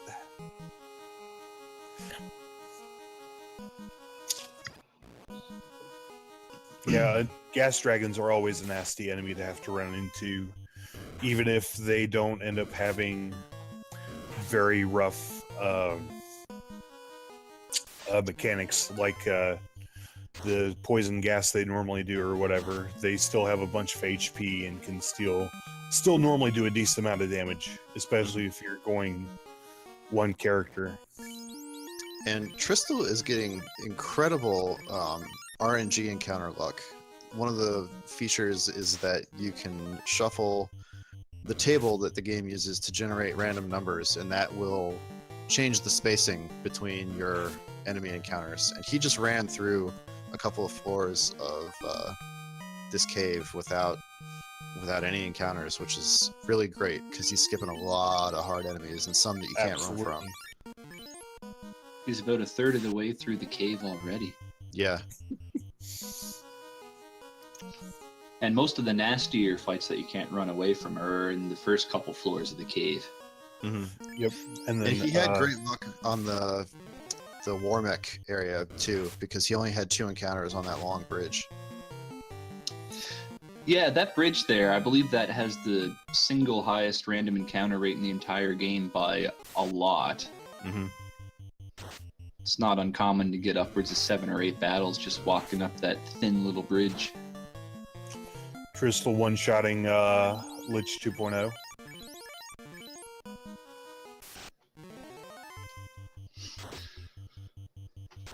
Well, maybe Chaos will get all the bugs sorted out for Lich 3.0. Well, I guess technically this is Lich 1.0 because the other one's 2,000 years into the future. Hey. Man, Chaos is a terrible programmer if his future versions are worse than the original.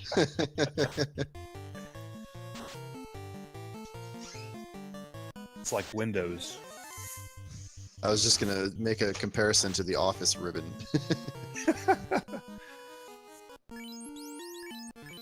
Yeah, Zarnax is pointing out that this is why we chose to nerf the black belt when you enable the critical hit fix. Yep.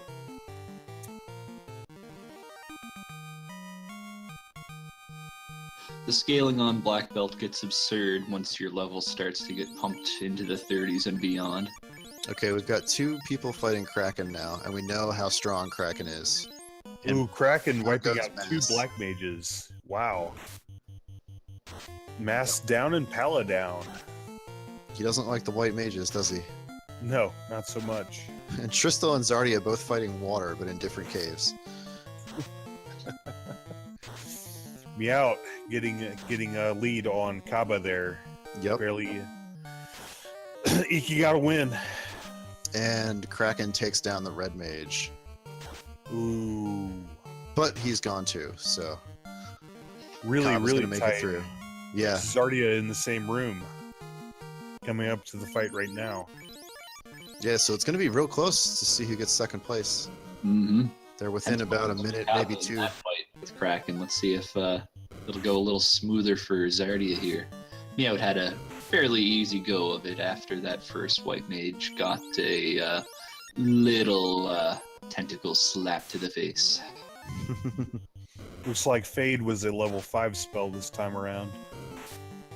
That's pretty decent. Yeah, not ideal. You'd rather something like Fade or Nuke be a level 1 spell, but level 5, you at least get a handful of charges of it throughout the game. Not too bad. And Kraken does 7 hits and does not kill anybody in his first round. That invisible spell helping out. Yeah. Yeah, I think he did 11 or 12 hits with Tristal. Ooh, thunder.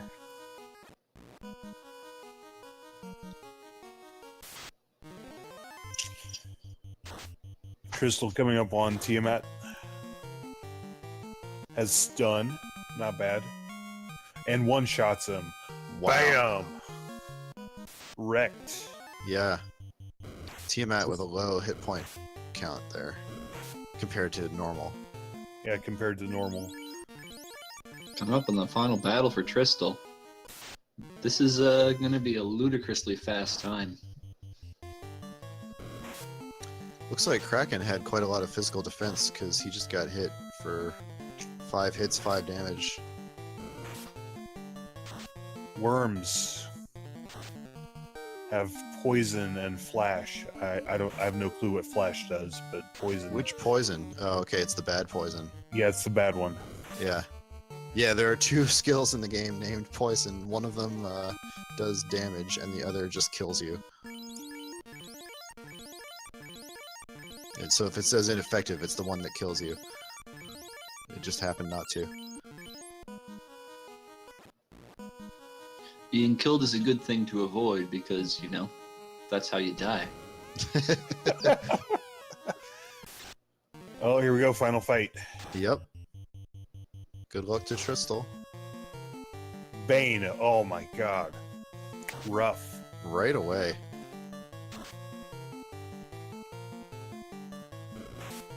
Ice 3. Okay. Chaos with a high hit point roll. Down. All right. 1 hour, 16 minutes and change. Yeah, and about 20 or so. Incredible. That's got to be a record. I don't think I've seen a run even close to that. I've seen a lot of sub 2 hours, but this is really fast. According to Game Boy, the previous fastest time was 1 hour 34 or something. So this is nearly 20 minutes faster. So this is nearly 20 minutes faster than the fastest anyone's ever done this randomizer before. That was just that was sick. absurdly quick. Yeah, that was sick. How's it balanced? Congratulations. How's it balanced? Congratulations. Congratulations, Tristal. That's pretty awesome. Congratulations, world record Everything holder. was in the right place. Yeah. World record holder. Wow. I mean, wow. Yeah, you seem to be enjoying yourself. Just Just a little bit of a speeding through everything. A little bit of a on Kraken, but yeah, it's fine. yeah. Kraken 2 made up for it. Yeah. That was the first time I'd ever seen the solo black belt. That was the first time I'd ever seen the solo black belt strat big too. ups So to that was real. 42 for showing us that it's possible, and then it just needed the right seed for it all to come together and just crush. Yeah, you pretty much had all the required items. By the time you got to the grinding spot, so it made perfect sense. Huge blessing, meant I didn't have to open any more chests the rest of the game. Here you see Czardia and Miaut almost on the same step. Kaba. Yeah. Miaut, sorry. Kaba and Miaut. Sorry. Waterfall cave. Oh, we got right. Zarya is still in the waterfall cave. Oh, we got one more chance to see what these chests are. Let's not miss it. Gold. Okay. Ice sword. Well, we didn't miss too much then. Oh, Kaba is going diagonally in the loop room. I always like to see. Echo should be all right. Yeah. I always like to see which direction people choose to walk on the 4th floor of the fortress cave, because you can go any way you want. It loops back around on itself. The Air Fortress Sky Cave. Yes. I think I normally go right and then up, but you could literally it's a looping grid of, I guess you would call it 2x2, 4x4, something like that. And you could go left 2 spaces and then up, or right 2 spaces and then down, or any combination of said areas to go diagonally I'm told And- actually there is a correct way to do it. But I actually don't remember if the way I go is the correct way. They're all the same number of steps, so Okay. I think I may have told you that you were going the incorrect way, just as a because you're not going the way I like. Dang it! I think I had asked Jair in chat one time if there was a correct way to do it, and he insisted there was, but maybe that was just, you must go my way because Right. reasons. Yeah, we got a couple Tiamat fights happening at the same time here, so.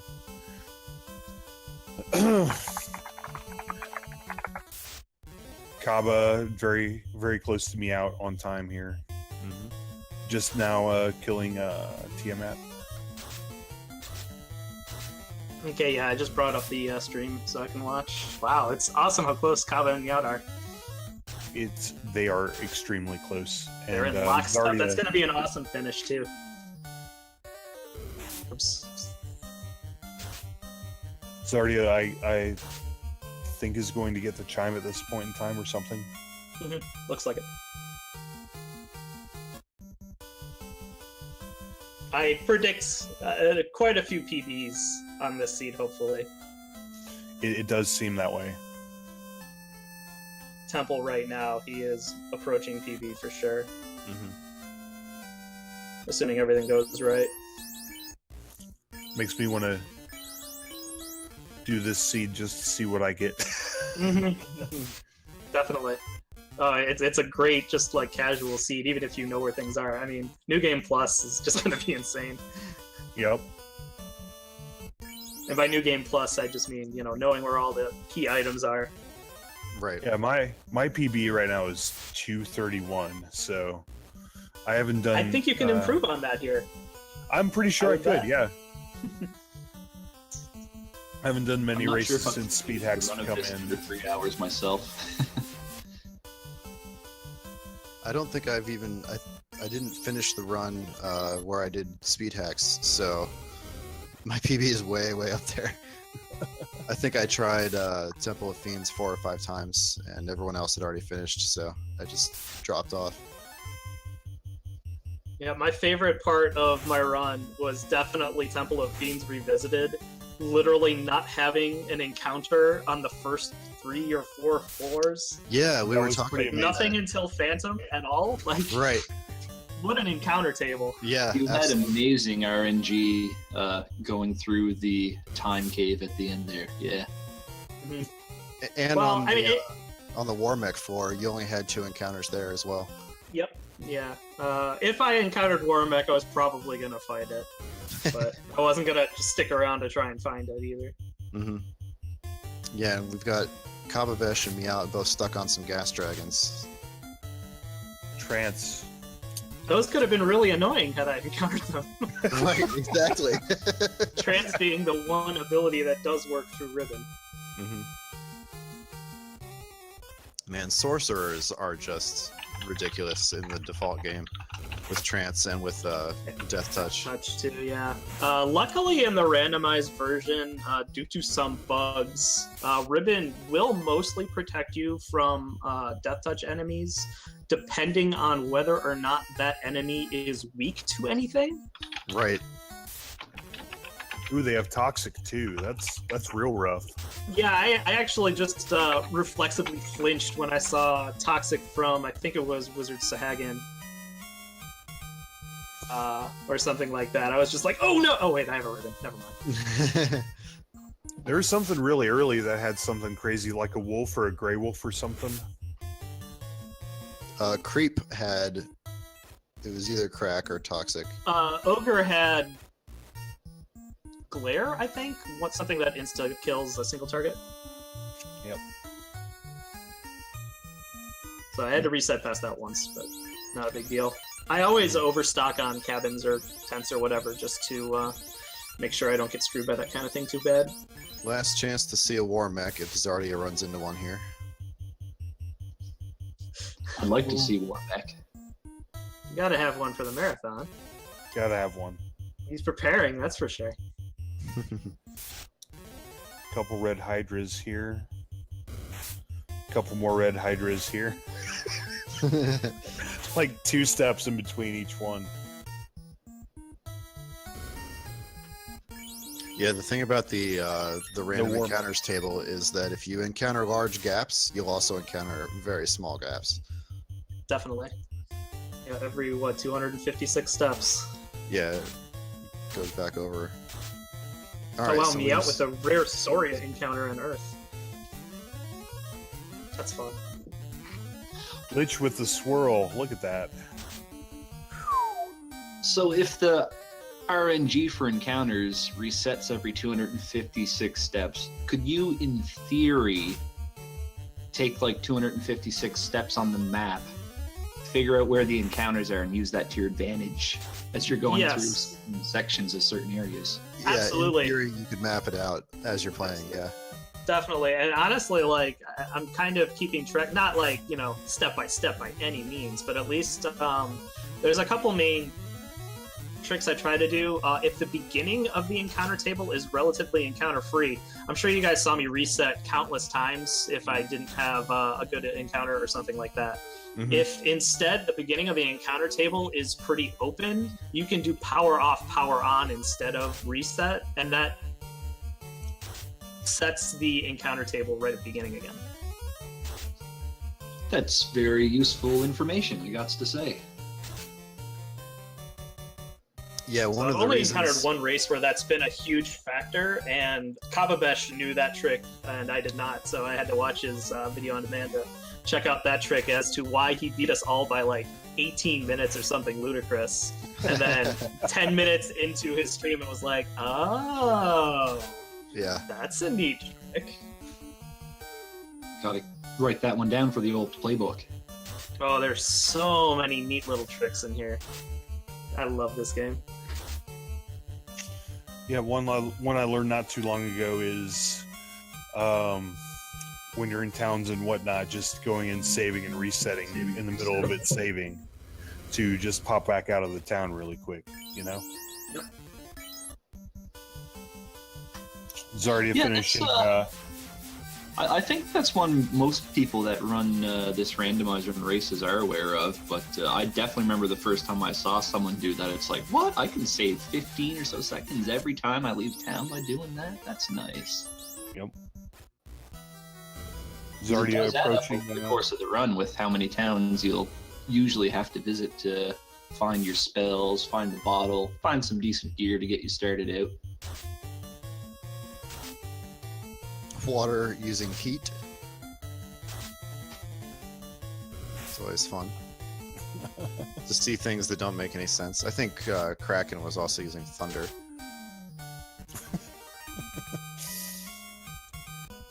Carrie had, what was it, Whirlpool, I think it was called? Yeah, swirl. Swirl. Whirl, yeah. Yep. I'll have to defer to you guys on what all the enemies had. 'Cause I straight up have no idea. Did you know Agamas had Sleep Crystal? Well, that one I figured out. Sleep, slow, and blind. Yep. Wonderful. Actually, it was kind of annoying with them having those and their propensity to use it, because I was trying to kill off my party at the beginning of the level, and it was actually really tough because the Agamas would just keep casting sleep. So I had to wander around until I fought something else, and eventually got a Cerberus that liked cremate, and that worked perfectly. Yeah, it I took was us a couple of minutes to figure out exactly what you were doing there. Oh, cool! So Wait it a was a minute. nice little surprise for Wait a everybody then. minute. That's the first time I'd ever seen a solo black belt. So Cool, when cool, cool. When I saw you walking back and forth, not on the lava, and you had everyone dead, I was pretty sure I knew what you were up to, but wasn't sure yet. yeah, I was like, Or you oh, had man, everyone mostly dead, and you were looking for an encounter. Crystal's in trouble. He's only got 2 health and 1 health on 2 other characters. Right. No, that's not what's happening at all. Okay. Luckily for Miaut here, he's fighting a lot of water elementals, but they are actually not so bad. They have sleep and some other ability that does minimal damage. Mhm. The seed for me too. Water elementals are probably the 3rd most dangerous enemy in the game for black belts, just because they hit so hard typically. The first two being Kraken 2, which can just destroy you in one hit no matter what, if the stats work out poorly, and Ghosts in Sea Shrine are a huge problem too. Yeah, But I got super lucky in Sea Shrine. I only had, I think, 2 packs of just 2 ghosts. They can spawn anywhere from 2 to 5, and I got super lucky both times.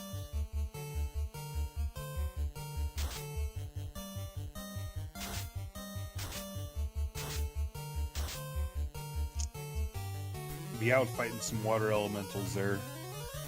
One thing I didn't know for a long time was that water elementals were weak to ice. Yeah, it's really think they'd be counterintuitive. You would think lightning, like basically everything else in the Sea Shrine, but Yep. Right. Well, I could see ice making some thematic sense. I mean, it freezes the water. They stop totally. moving. When you Yeah. know things stop moving, they're usually dead in these games, so same idea. Well, it's interesting because it does kind of make sense when you think about it. If you use electricity on water, it doesn't kind of really do anything. It goes through the water, but it'll kill things that are in water, like enemies that are water related. So it's just one of those things you don't expect, but then it does make sense when you think about it. So Miaut's running into this encounter table issue. So when I went through the fire floor, I happened to be in a spot where there were a lot of the same encounters in a row. So I fought the red giant Agama formation like 5 times in a row.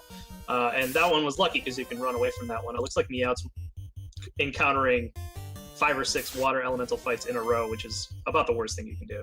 Yeah. So it's just really bad timing.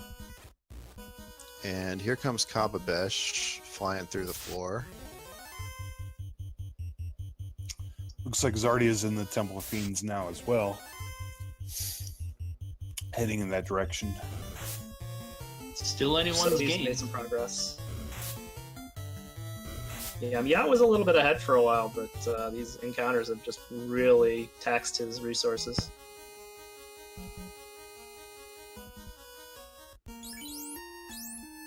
And I think Kababesh just got an encounter on the very last square before Kraken 2. That's always scary as a runner too, because you get that encounter, you're like, "Oh God, did I did I miss walk that?" too far? Before I healed, and then lobsters, whatever. Right. Although lobsters are surprisingly strong in randomizer. Kraken with Fire 3. Fire Look at 3. that. Oh, that's nice. Yeah, they're both fighting Kraken 2 at the same time. Almost on the same round, even. Honestly, if Czardia is in the right spot in the encounter table, he could absolutely catch up. Yeah. Absolutely. Kraken doing 5 hits, but huge damage. 500. And he goes down. Life 2 was pretty easy to get, so I'm sure that's not a real problem. Mm-hmm. And he's down for Kababesh as well, so very, very close between these runners. And they both hit the stairs at almost exactly the same time. Kaba getting encounter free to Tiamat, but Miaut running into some vampires there. Yep. Cost him just a hair of time. Yeah, at this point, that could make all the difference.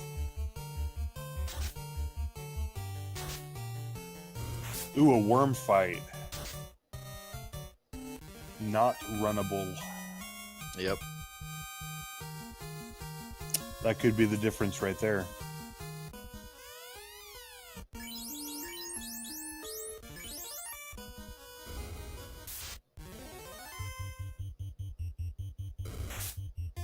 We didn't really get to see what Chaos was capable of, too, so that could change a lot of things. That is very true. Ruin it all. Especially for me. We had Bane and Ice 3, I think, were the only 2 moves that we saw. Yep. And down goes Tiamat 2 for Kababesh. Looks like a low hit points version of Tiamat. But Kaba now also, he's got a worm encounter. also getting some worms. Yep.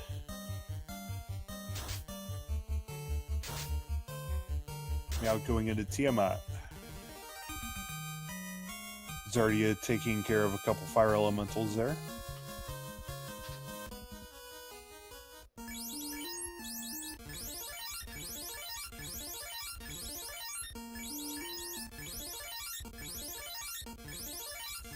This is an amazing seed.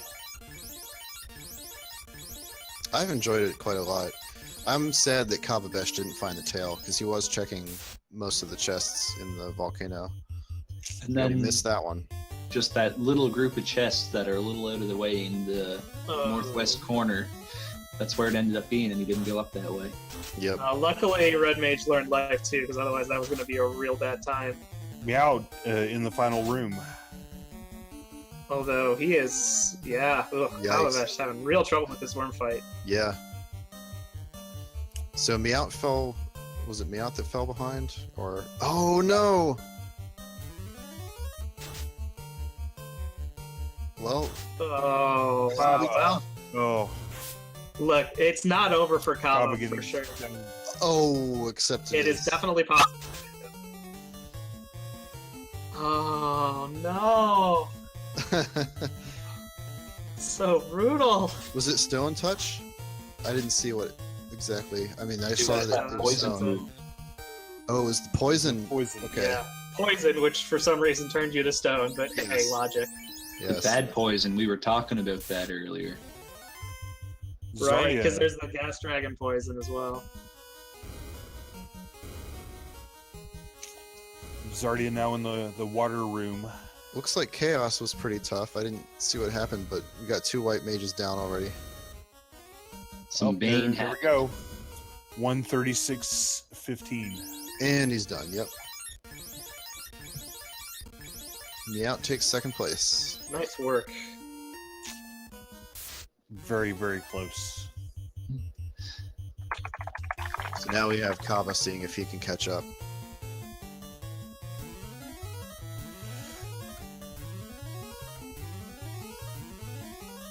I like Czardia- Czardia's chances. He ain't too far away, that's for sure.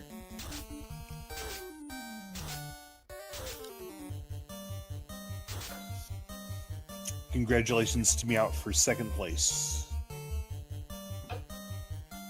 Yeah, very well done. I mean, that party doesn't look like it's a killer, but Miaut works it and makes it happen. Miaut definitely knows how to work the white mage angle. That is for sure. Miaut did a similar thing to you, Tristal, where he killed off his team and power leveled his black belt. The Yeah, difference he does is, kind of a hybrid strategy. It's pretty neat. The difference is he brought the rest of his crew back, and you just decided you don't need those 3 bozos. They're just dead weight. Yeah, I really, really don't.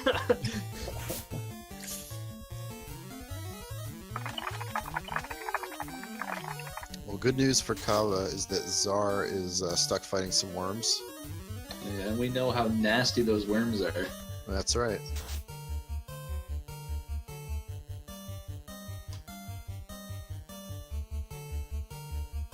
Do you guys know how many ribbons they found? Because it's obviously no more than 2. I think the only ribbon that we saw between all 4 of you guys was the freebie inside the giant cave. Okay. Yep. I don't think we found any other ribbons.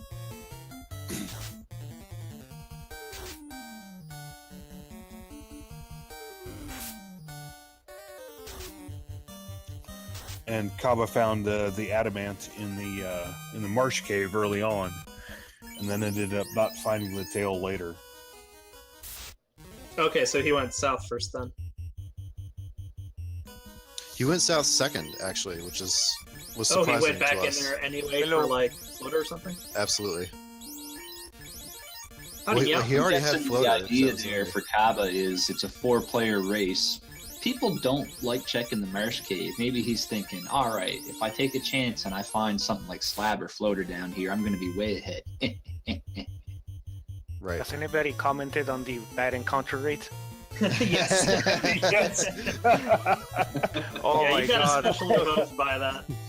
Those like 4 or 5 rows of encounters of waters were terrible. Yeah. Yeah, that was really rough to watch. I got to that point in the encounter table on fire, and it was just red giants, so I got to run away from all of it. I was afraid that after grinding the black belt, Kari was going to have like death touch or stone touch. Oh, you always have to have that fear for sure. Yeah. Tiamat with nuke. Oh, nice. Took out 2 of Czardia's people there. Uh-oh, and those are important people.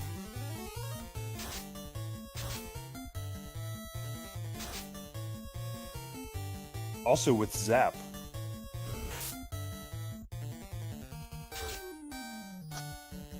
That is a scary Tiamat. Ooh. Oh, that's a Took real problem. Took out the black belt. Yep. This might be game over for Czar. It's looking that way. Lots of physical defense on Tiamat, and he's not There getting it lucky with the is. criticals. There he goes. He's done. Yep. Kaba back in the water floor for his second time around. The flooded temple.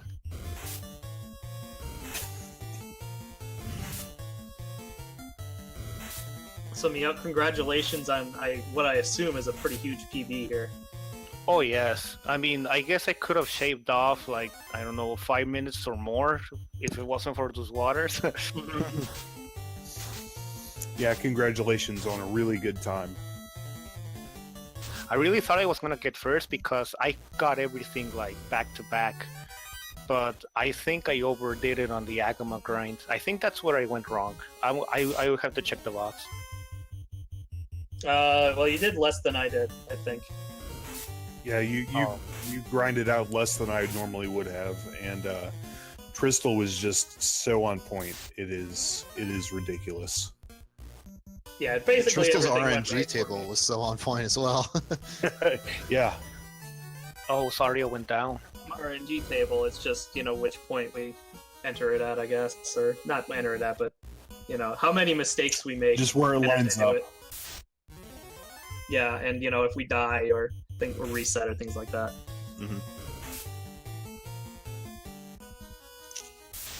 Second time around against Kraken 1.0, if you will.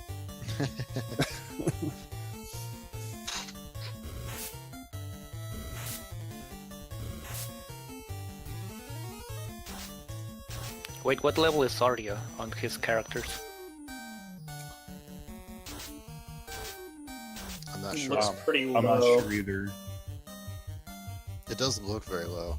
I would guess around 23.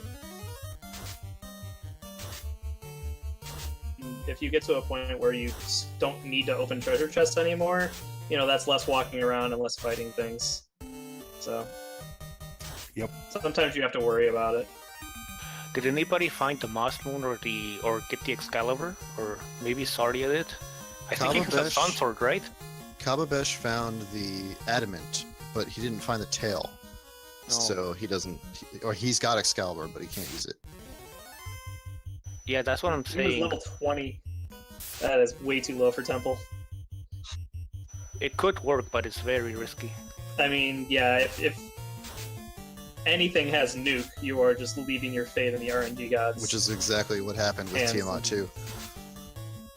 Oh, he had nuke? He did. Did anybody see who had Cure 4?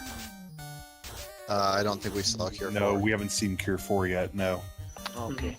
No, I certainly didn't get a whole lot of information from my bosses.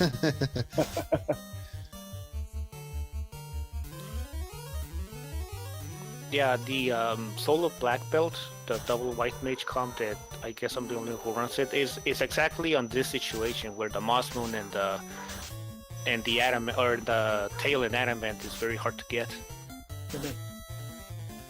Yeah, it's definitely unique, and it definitely worked out really well for you this time around. I'm glad because it usually doesn't. you still normally beat me, so.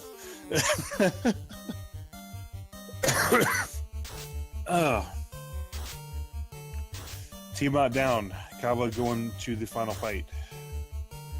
Assuming he doesn't get crushed by some worms first again. Looks like he's gonna make it. Yep.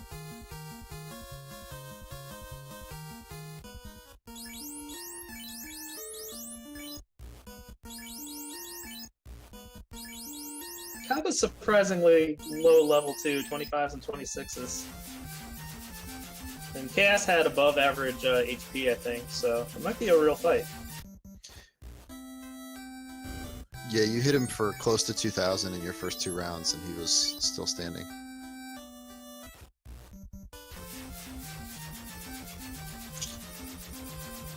Czardia back out again and stopped by town for a minute there. Brutal.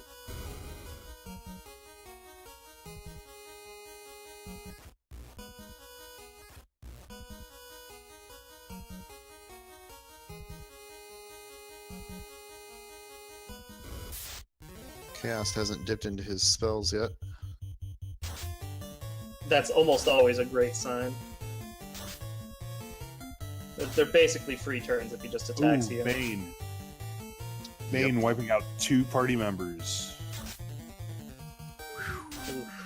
I think he Well, got they're the fast 2 off least important twice. party members. Exactly. There's the ice 3 we saw. Can't tell if he got fast off on his fighter or not. He definitely got it believe he off did. on the black belt.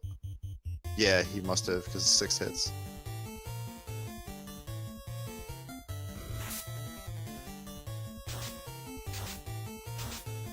Not getting very many crits though. Chaos not doing a whole lot though, just doing some physical attacks, so could get lucky here. There it is. Yep, 146. 146.19.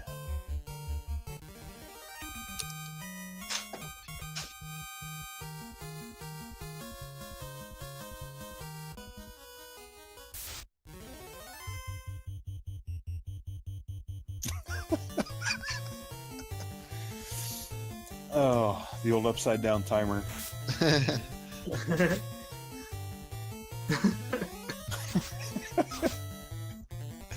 GG Kaba.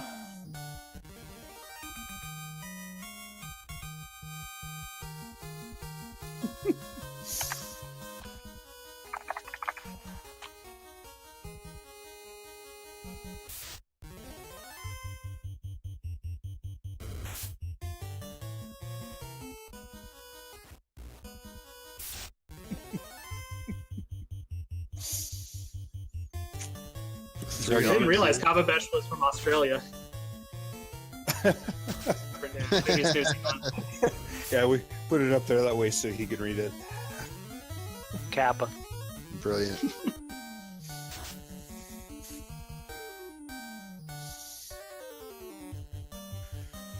He's already getting into the all fun worm fight here. So far, no poison. How many ribbons does he have?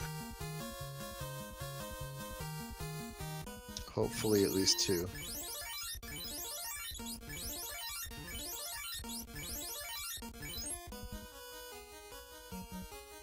I'm not sure anybody got more than 1.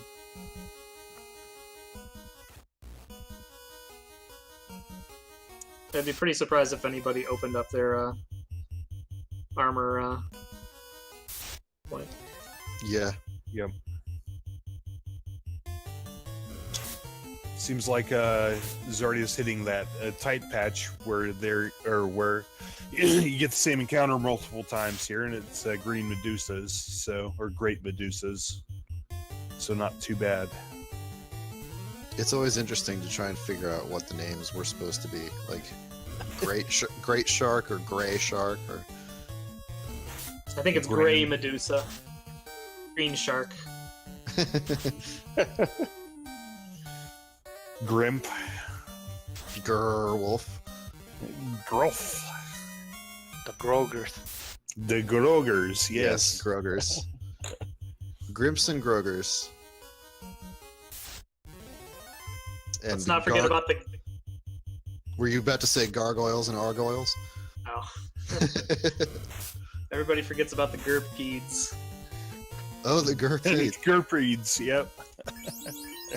Greg Medusa, Greg that is Medusa. awesome. Greg Maddox? Groger always looked a little bit like George when I was a kid, so that's what we called him. Nice. George the Groger. It always makes me think of around here we have like you've got Walmart, we have a place called Kroger. So you got Kroger and Groger, you know? There you go.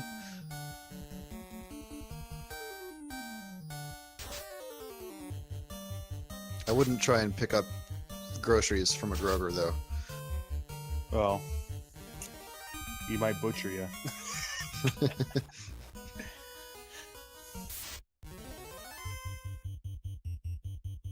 Yes, nachos, the other food enemy. Definitely.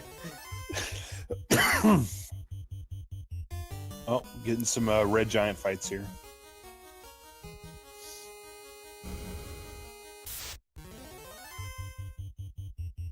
Okay, yeah, he looks like he's in that nice part of the encounter table here. Mm-hmm. If he gets through with all of these in the fire floor, he'll be very happy. Oh, looks like that was just the tail end of it.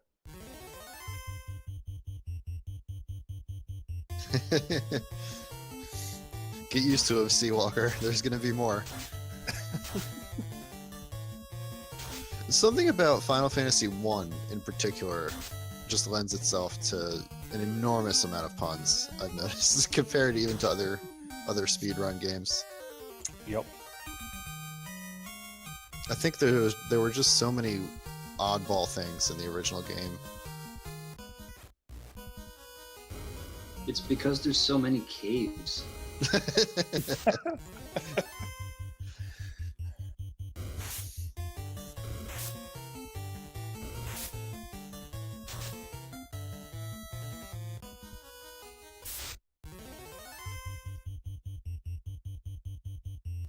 The old time cave having all the other caves inside of it too.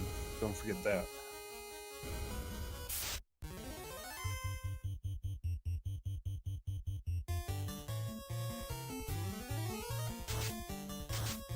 He's got Maybe one we should water change encounter. the name to Time and Space Cave then. Space cave. Space cave. Well, it's the same element. Wouldn't that really be the top of the air cave though? Because you are in space and look down. And No, then- that's Hold on, just there's the an air cave now? Guys, this is no cave. This is Gur Cave. Gur Oh, I'm definitely gonna have to watch this video on demand.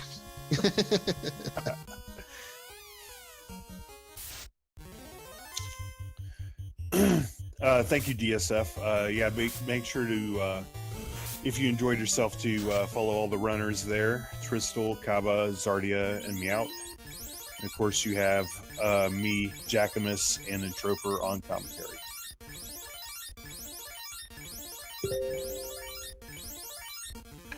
in the commentary cave. In the Gur Cave.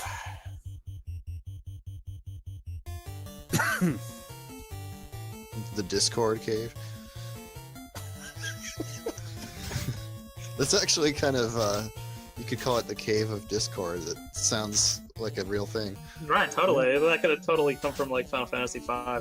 Right. Kababesh. That's pretty good. That is Totally good. never heard that one.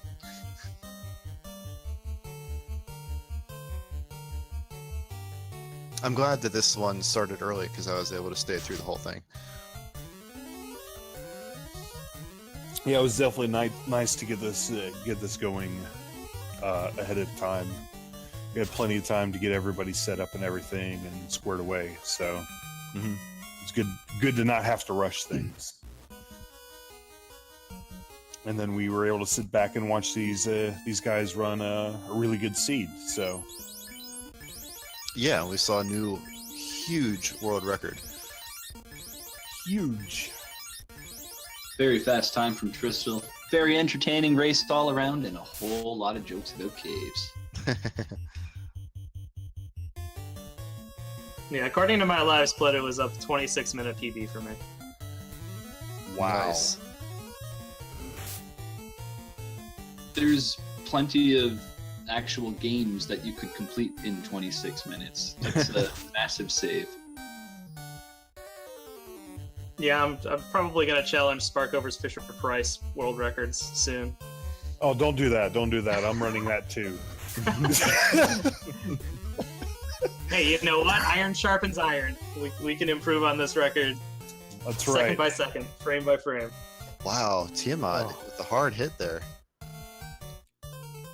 That makes Cure 4 ineffective. And now this is going to be an uphill battle.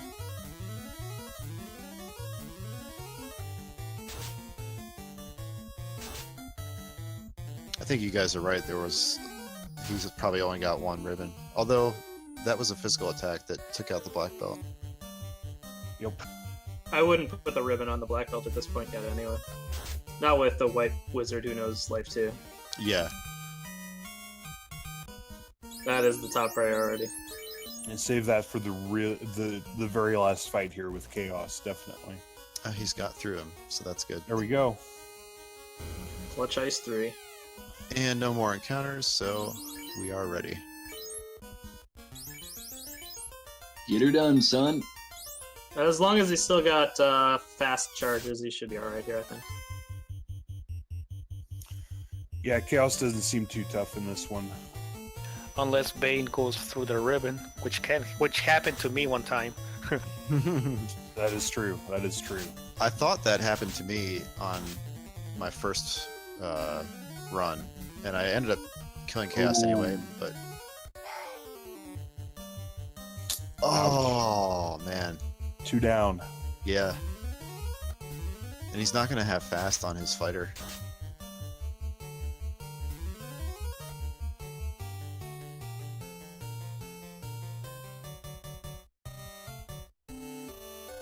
Black Belt did get that big hit off, though, so it's not all lost yet, hopefully.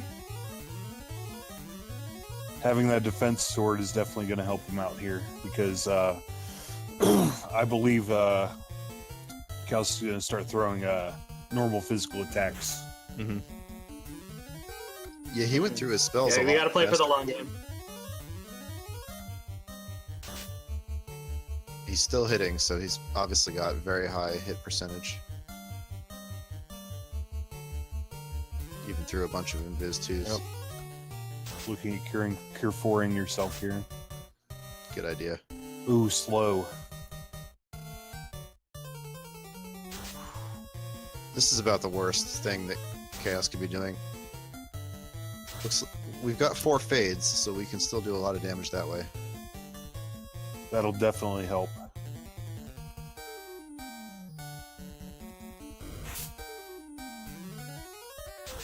That Yeah, fighter he really does- doesn't have a lot of options to do now, so Right.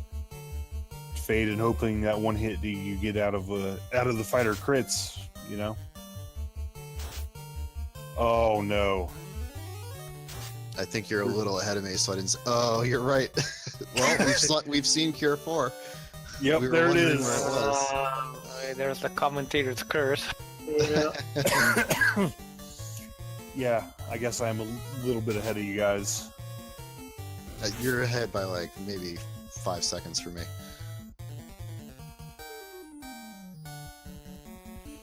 At this point, I wouldn't be surprised if he reset And, and just went through again. Yeah. and keep in mind that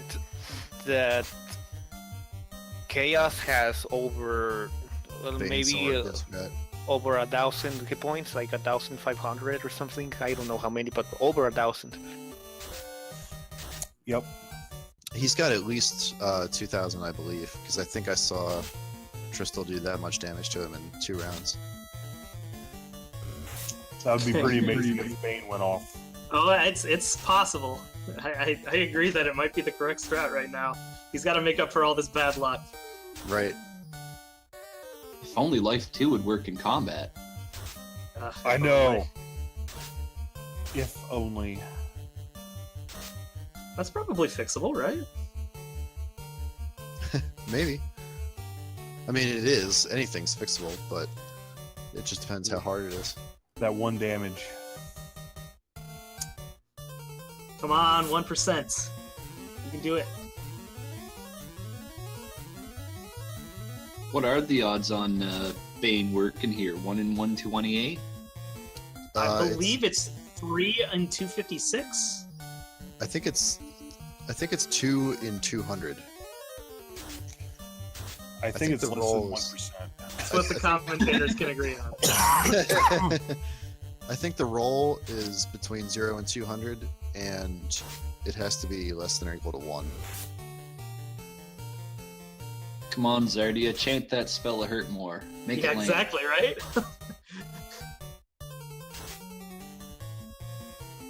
All my hurt more luck. Everyone raise your hands to the sky and focus your chi. Send it all to Czardia. That's right. We can do this. Focus your cheese, everybody.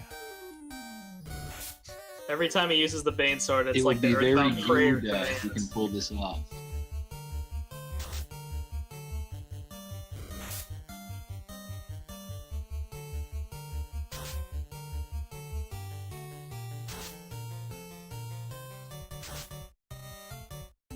Surprisingly, staying alive real easily, though. Yeah, Yeah, that's what chaos. happens. Chaos doesn't have that bad spells here. Not a lot of damaging ones anyway. Yeah, there goes a Cure 4 again. Bane Sword's pretty much his only option. His only chance. He does have Fire 3.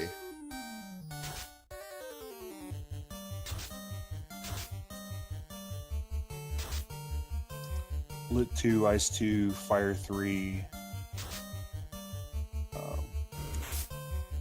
Luckily, it looks like he only uses Bane the one time in the opening. He should cycle back through it. We've seen him do Cure 4 twice.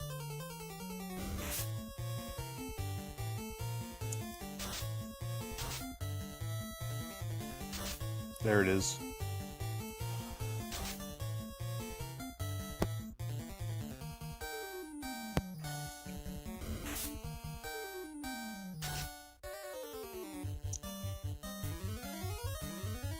He's switching to Heal Helmet, which is Uh, probably a good strat.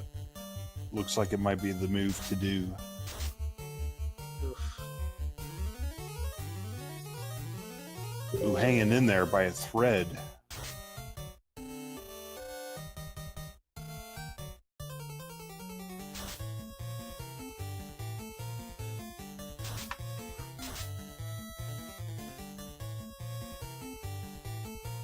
Did he use the... He did use the ribbon. He's given up, I think. Maybe he thought he was using the Heal Helmet.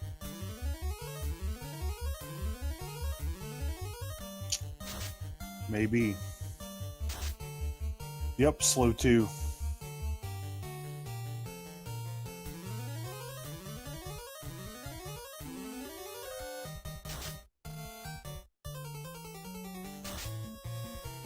Slow 2.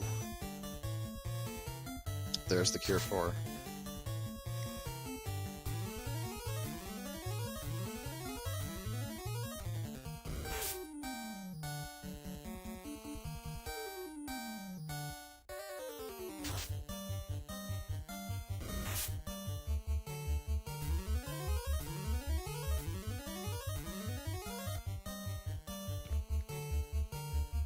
On the plus side, this looks fairly sustainable, so eventually it's gotta work, right?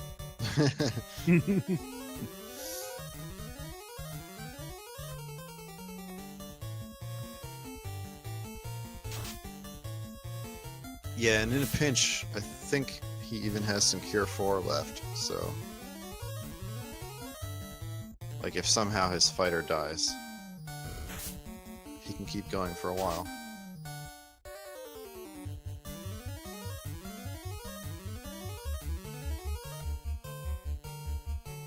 Just give it a couple hundred rounds to bend probability to your will. Eventually it's gotta connect. Eventually. Talk about it being the ultimate RNG.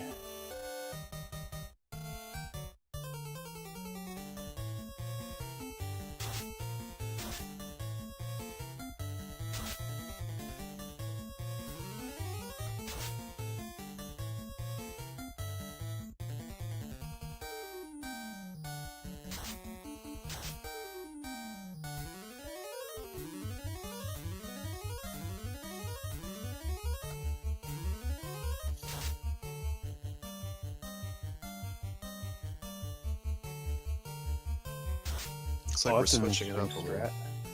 Defenseless. Defenseless. Yeah.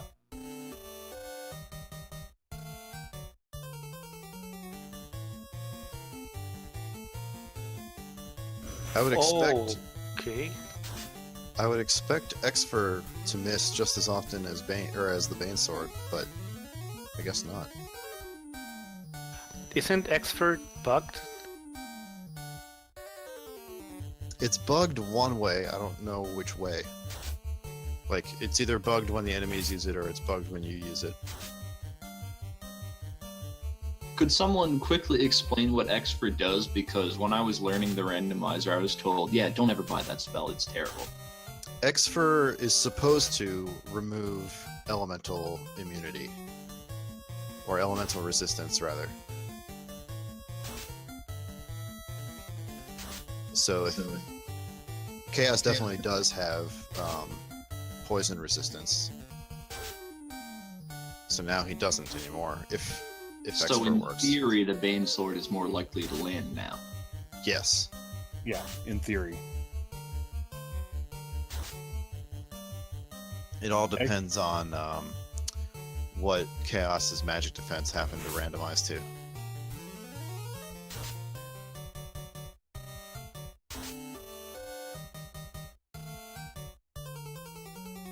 Ooh, landing a strong physical hit on Anna is not what he wants.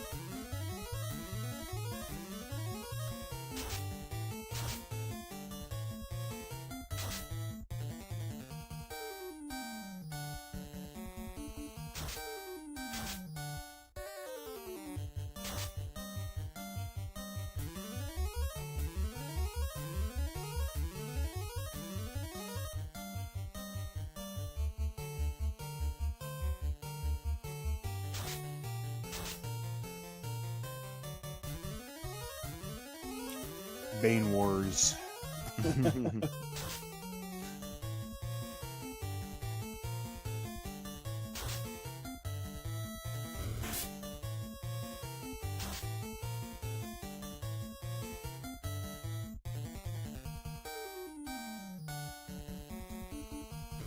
It's one of the things in future Final Fantasy games that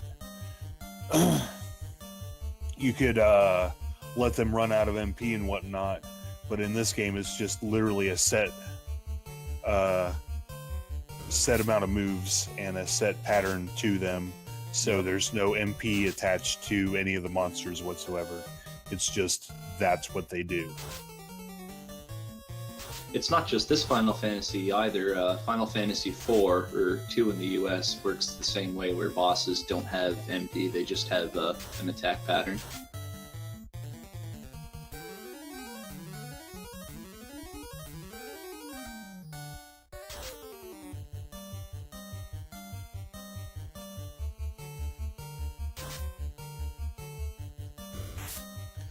I'm trying to remember if Final Fantasy IV has like an Osmos spell.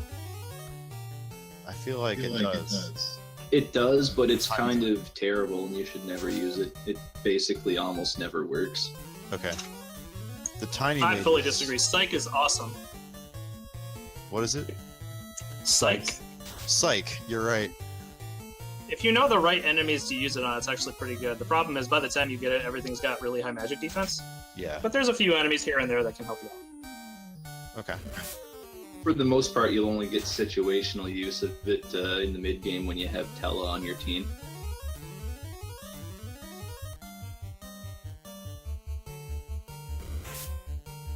I actually used it quite a bit in the Final Fantasy IV Ancient Cave randomizer we did on Wednesday here. I'm still interested in seeing that. It sounded pretty cool. Yeah, I've played it. I played it once and then it was really fun, but I definitely wanted to see that race and I was at work, so I didn't have a chance to, so I'll have to VOD it, but it sounded like it was really, really good. I'm sure it's something that'll happen again. The randomizer itself needs a few quality of life changes, I think, but other than that, yeah, it is a ton of fun. Is that called the roguelikefier? No, this is the No. one we released, the one Abyssina made called Beyond Babel. The roguelikefier, while also neat, is far less playable than Abyssinen's one at the moment. Okay. Yeah, I saw that Pink Puff had started working on the Roguelike of Fire. Also the author of FF4 Caster, which is what I'm calling it. I don't know how that's supposed to be pronounced, but... Yeah, that sounds about right. Actually, I messed around with Roguelike of Fire myself, too. I tried to message Pink Puff about some of the bugs in it, and I never heard back. Pink Puff also has an that's the end excellent... right there. Is Sorry. it? Oh, no. Yep. No, that's all right.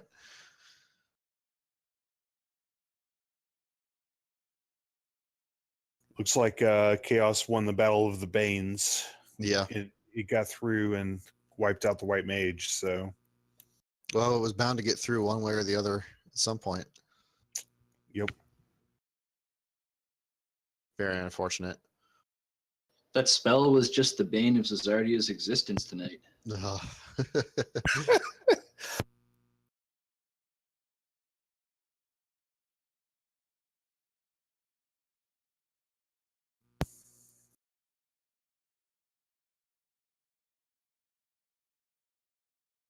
Looks like Czardia probably giving up. That's what it looks like.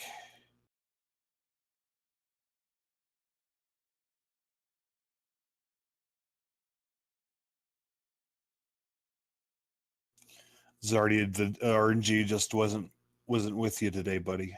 Yeah, and Game Boy saying that he's forfeit. Alrighty, I guess that's gonna wrap up FF Randomizer. It was a great race. I'd like to thank all four of you guys for putting on a real fun show for us there. And, you know, for Czardia, you never like to see someone not finish one of these, but give the man some credit. He showed a lot of tenacity sticking with that Bane strat with how long that fight was. Absolutely. A lesser man might have been able to go through the entire dungeon and get back there, but he wanted to make that work, show us that instant kill in the marathon here. I wish we got to see it personally. Mhm. I do too. Absolutely. Make sure to follow all four of these guys if you were entertained by this, and also my fellow commentators. Thank you very much for hanging out. Excellent race. Really good times by everyone involved, with the exception of Czardia, who I really wanted to see that Bane sword go off. Yeah, it would have been really epic. Really unfortunate luck for him, but a good race all around. A lot of fun to watch. I want to thank everyone for racing it and for, honestly, just the community over the last year that this has been in development. This has been my most rewarding, you know, side project to work on, and it's been a ton of fun with the community helping out. So thanks to everyone for that. As a player, thank you very, very much for taking the time to code and make this masterpiece. You've breathed infinite life into a classic old game. Absolutely. I'm glad to hear that. That was my inspiration for doing it, because I had played Zelda Randomizer a couple years ago when it was pretty new, and it did exactly the same for Zelda 1. I mean, if nothing else, in the beginning, you made this game playable in one sitting, which was in itself really cool. And then every reiteration since has just been better and better and better, more entertaining to watch, more entertaining to play. Absolutely, just amazing. Yeah, I've ended up adding more features to this than I had originally planned. A few of them were ideas from the community, and a few were just, you know, ideas that we got from watching the randomizer. And then there are other things that just went beyond the scope of what I had originally planned. So there's definitely more to come. Yeah, it sounds like we've got some extra credit in the works. Well, keep staying here and watching. We're setting something up real quick for you guys. All right. I don't want to spoil it before it happens, but it's just so bad. Yeah, you've piqued my interest.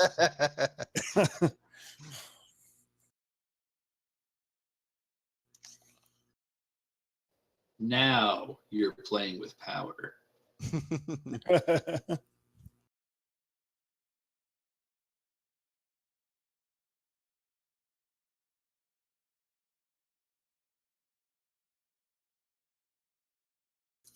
I'm going to go ahead and link the randomizer, the runners, and commentary real quick. I'm going to take a short break here to get some water and maybe something to eat, but I'll be back.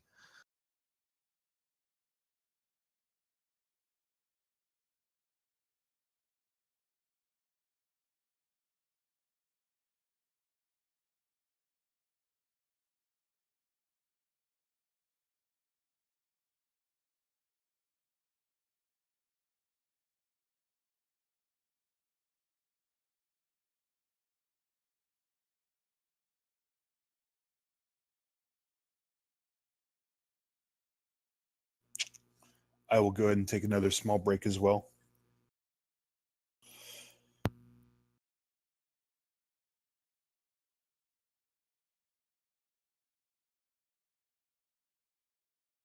Oh, there I am. Oh, all right. So, so we're going to set up another. We're just so far ahead of schedule. We're going to set up another Final Fantasy randomizer race. Well, except we're gonna set up one rule, which is gonna make this go a lot quicker. Actually, and I'm going to go ahead and change the estimate here because this is going to go a lot quicker. Don't commentators curse us now. Come on. Oh my god.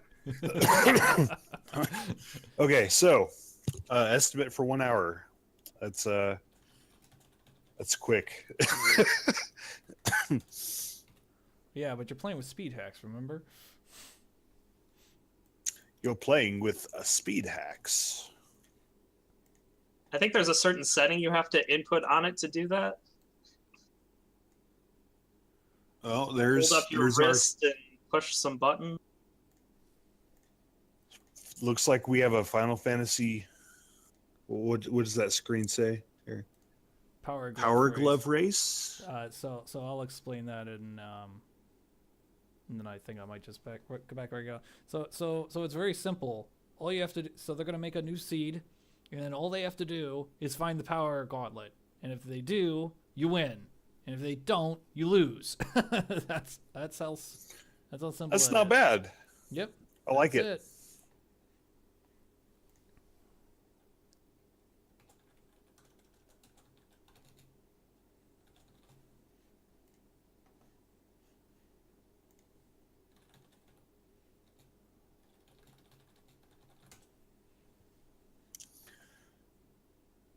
Yeah, so there are various treasures we could be going for here. I've heard of some cross randomizer races for the Zelda stuff, like for the book and the gauntlet or something like that. But if we're gonna choose a single item here for Final Fantasy, there is nothing better than the Power Glove. Absolutely. It's a unique treasure. It's always in a treasure box. It's just so bad. I personally would rather find a Power Glove than a Masamune. Hey guys, I'm back. Welcome back. And I'm gonna drop out, and I'll be back at the end of this race and pass off the baton. Bye bye. Bye. It looks like Czardia has decided to go with the red party again.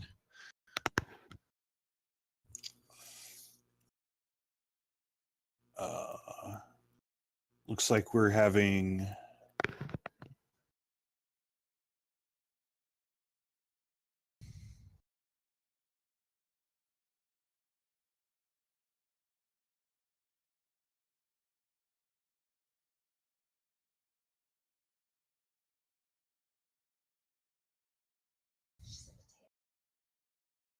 a different set of entrants.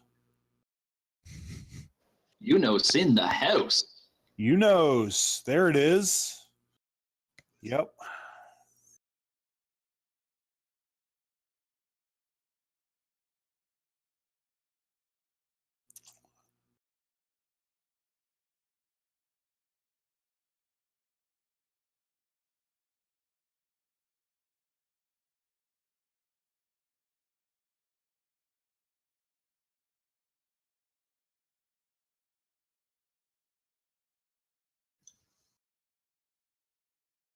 Kind of like almost a plum at the back.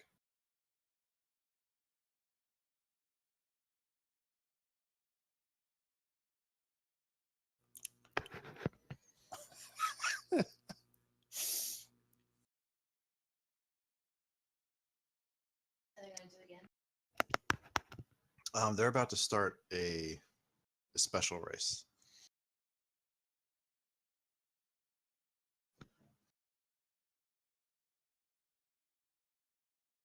Who would win?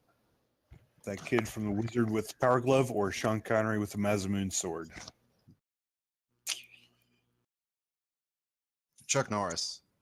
I would say it depends on how old Sean Connery is at the time. Sean Connery now, I don't think would do too much with the Masamune. But in his I'm heyday, sticking to my answer in chat. A ninja riding a robot dinosaur armed with Febreze.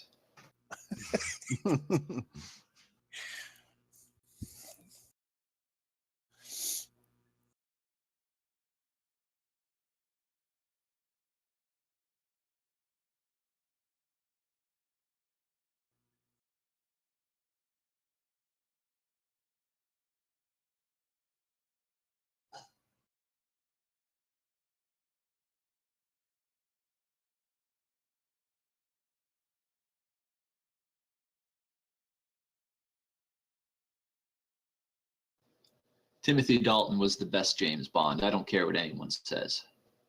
I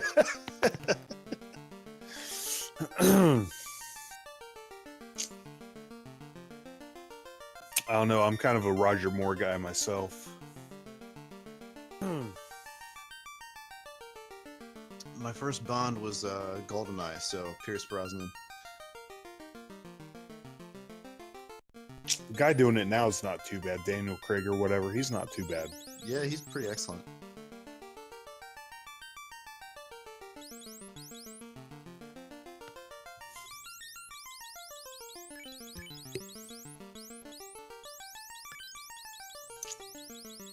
Looks like people are setting their parties up.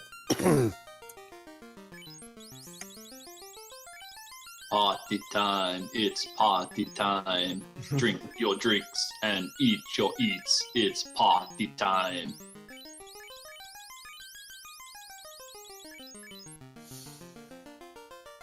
It's so...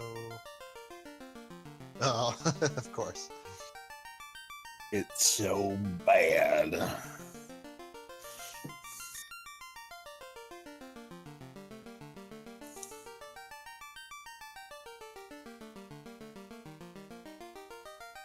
While we're getting set up and ready to go here, why doesn't everybody watching in chat place their bets on where that Power Glove is going to end up being? Ooh, yeah. Where will the Power Glove be?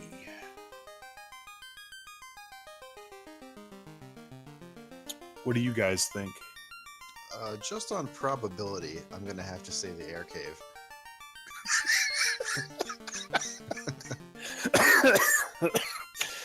Oh, shit. Oh, man, I did didn't mute myself in time there. Oh, man. The old air cave. I'm going to go for the ultimate troll and say that it's going to be in the Masamune chest inside the time and space cave. Oh, that's tough. I think the only thing worse than that is like the reverse C room. Oh, man. Oh, you know what? I'm just going to say it's in the reverse C room just because it was even brought up. It's my least favorite place in the game, and it's going to be there.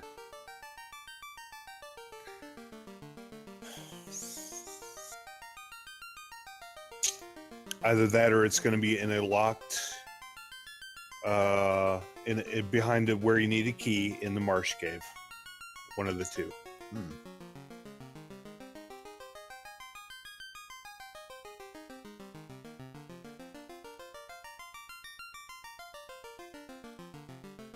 I like that we're seeing something a little different here in this bonus, somewhat silly race there. We got a thief in play here. Look at that. Oh no, a thief. There's Power Glove guy right there. Actually, a thief wouldn't be too bad because you're not exactly necessarily going to go for kills. Running might be a very good thing here.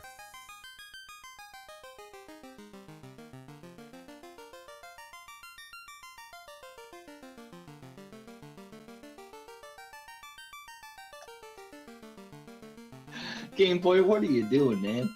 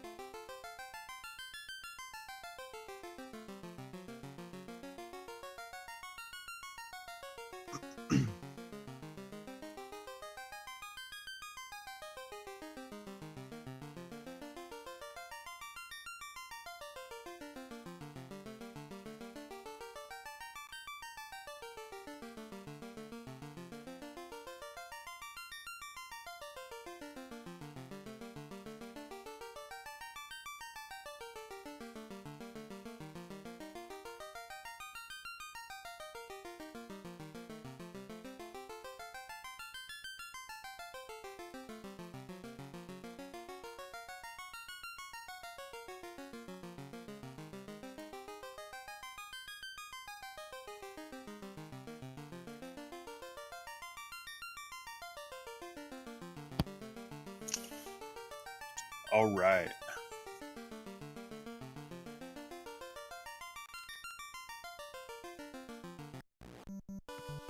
Here we go.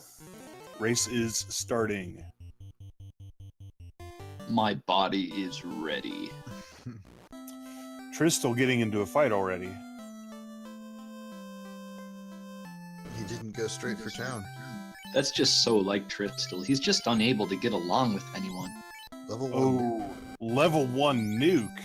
That is amazing. And Cure 3, too. And fast. Oh, that's tricky, because This, you want to use yeah. your level 1 nukes, but you don't want to save a fast, probably. Although, if you're not fighting the fiends, maybe not. well, we don't know if we are or not, though. I think that Imps- fast spell's gonna come in play, so I'd be picking it up. TNT right off the bat. Look at that. Man. If there was a seed faster than the last one, this might be it. Yeah, depending on where the slab is. I think I predicted the TNT to be in that chest in the previous race. I believe you did, yes.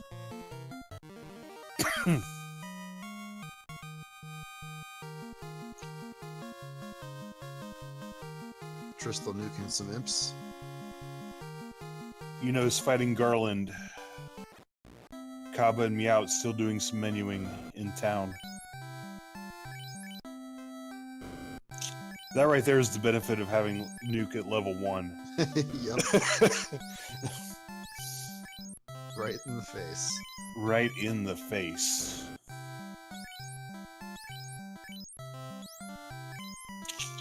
Oh, but he can't escape yet. There we go.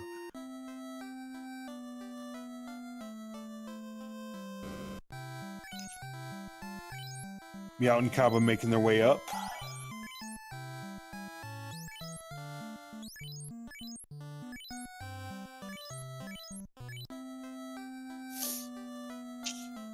Man, if it was that easy and that cheap to buy a house.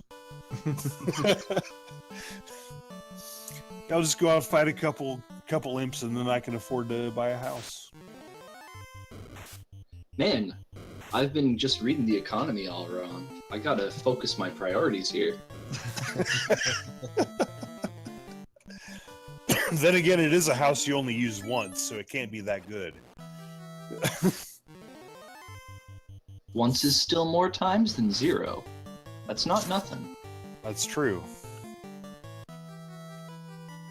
You can't put a price on a good night's sleep. According to this game, I think on average it's like 50 gold per inn.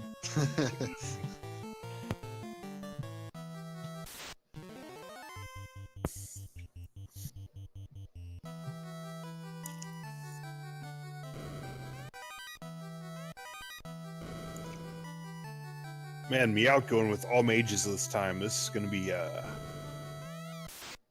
really interesting. No one really to tank, but there's a lot of spell power there, especially with this seed so far. Yeah, with level 1 nuke and level 1 cure 3, he's got lots of good stuff. I'm kind of half surprised no one started over and just grabbed a bunch of black mages and gave them all nuke. Glass cannon party. It's one of the few situations where you could get away from it. I mean, it's a power glove race, so you're not expected to finish the game. You just gotta find the glove. You don't need to necessarily survive the chaos, so... Right. Looks like Eunos will be first across the bridge. Tristal not too far behind, nor Kaba for that matter, nor Miaut. They're all pretty much all in the same area here. Miaut going across the bridge right here.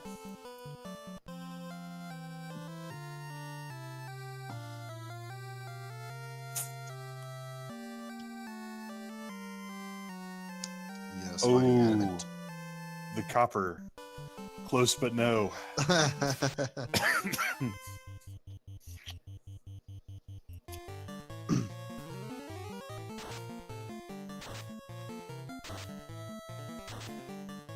Nuking some wolves over there, Tristal is.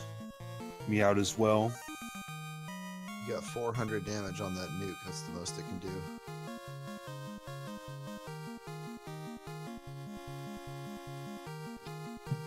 A couple folks have found that copper glove now, but it's just not powerful enough.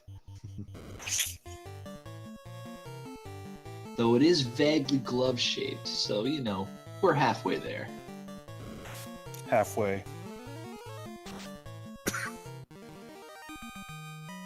Okay, well, halfway was definitely an optimistic guess there, because, you know, Well, you never know. it's going to be in that Masamune chest. That's what I'm thinking.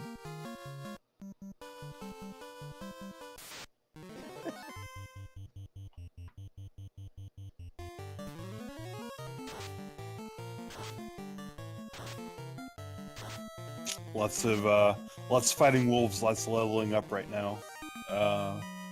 People around level 6, Kaba and Miaut both. Good place to be. Even though it is just a power glove race, some levels are definitely necessary for survivability, depending on where you end up needing to venture into to go looting. Yep. Kaba just now getting the copper glove there. Exit level 2. That Nice. is amazing. And Invis 2 as well. The copper glove. Almost a perfect anagram of power glove, except you got a C instead of that W.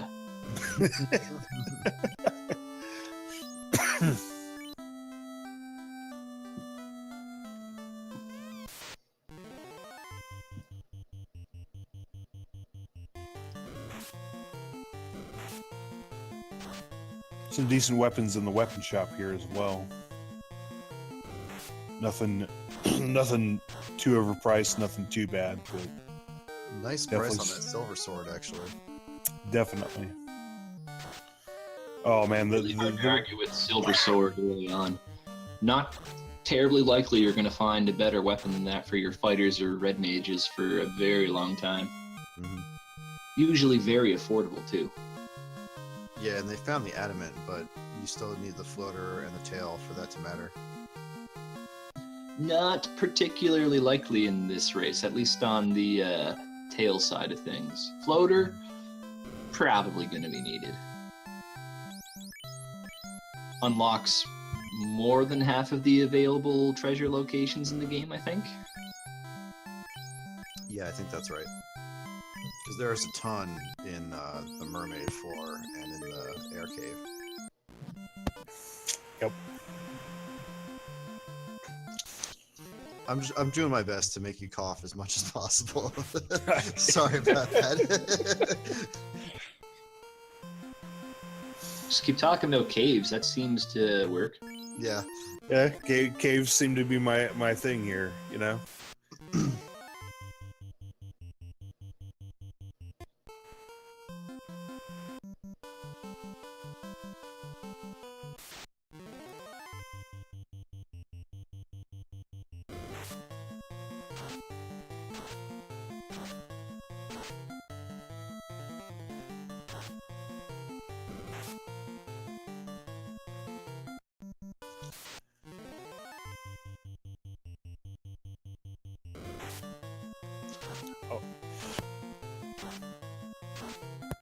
I wonder where everyone's first stopping point's going to be after they use the TNT and whatnot. Some cave or other, probably. My bet's the dwarf cave. Well, you'd only really want to go to Shows the now. dwarf cave if you got the key. Otherwise, I think you only get a couple of chests there. And those will happen just, you know, as you're walking through there, giving the TNT to the guy. Right. Volcano, like always, is probably a decent choice because it's got that big clump of chests on the second floor. They've got the TNT, which is nice. They don't have to do Marsh Cave. Or do they? Well, yeah, they don't have to do it right away anyway. It's probably the least desirable cave, but, you know, it's a race to find the power glove. I wouldn't be surprised if someone decides to just have a look, just to see if maybe it's there. No, there was not an agreement to not use black belt.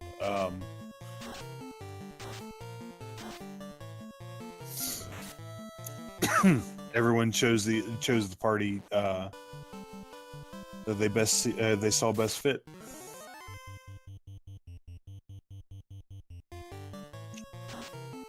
And we are racing to find the item that is called the power glove.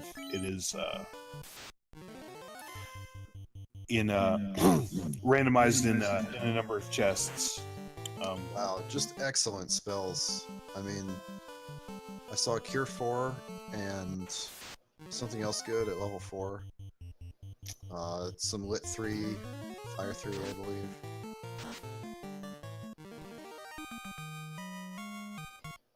Power glove itself may be pretty bad, but there's nothing bad about this seed so far. Yeah. Yeah.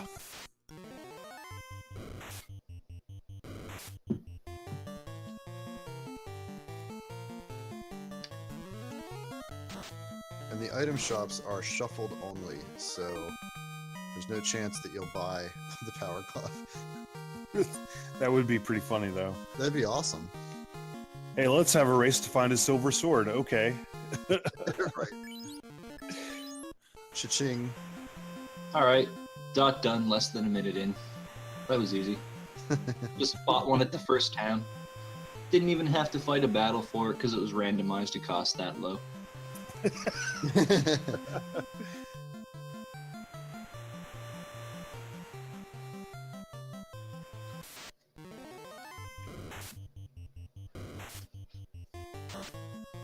Actually, come to think, the way the price ranges work, I don't think it's possible for a silver sword to be affordable with your starting amount of money.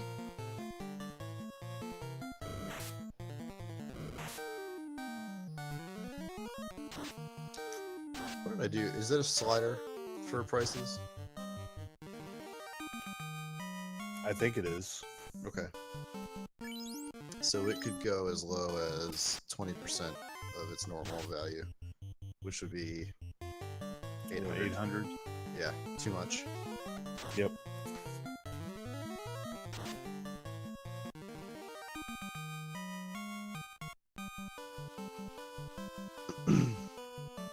Jay Coper is suggesting a race to buy a pure potion next.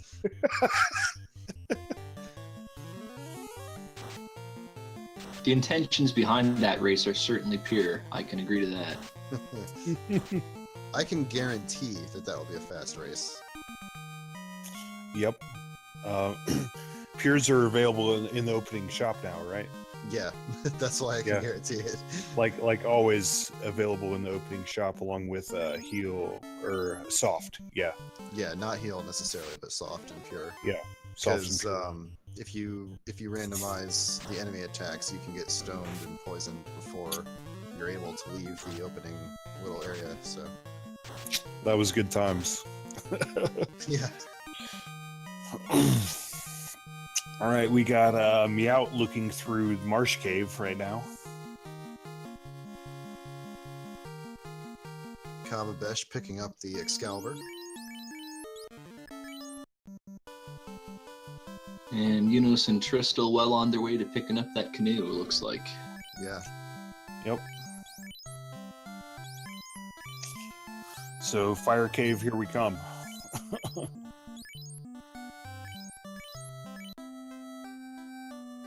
Volcano Cave. We gotta get the syntax right. Oh, I'm sorry. Volcano cave. Yes. Or lava cave, you could call it that too.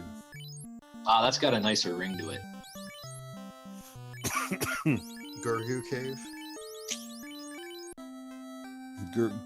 Yeah, what is it normally called? Like Gorgo or Gurugu or something? It's Gurgu Volcano in the NES version, and it's similar in later versions. So you're saying it's the fire cave. That's exactly what he's saying. Okay, excellent.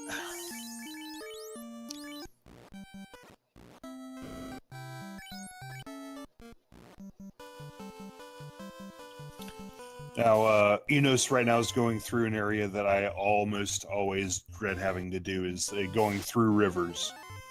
Yeah. His Hydras hit a bunch, and the Ochus, I believe, do poison. The encounters are certainly frightening. The experience can be pretty lucrative fighting on the rivers if you're able to handle the monsters.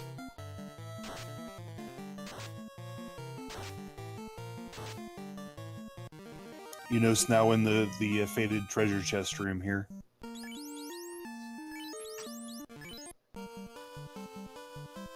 It's probably fated to lead to more treasure searching. How many treasure chests are there in the game? I don't remember right offhand. There are 200 and something, I think. yeah, there's 255 slots, and there are some empty slots, and the empty slots are like in the middle, so I don't know exactly how many that means. So over 200. Looking at a 0.5-ish% chance of it being in any chest.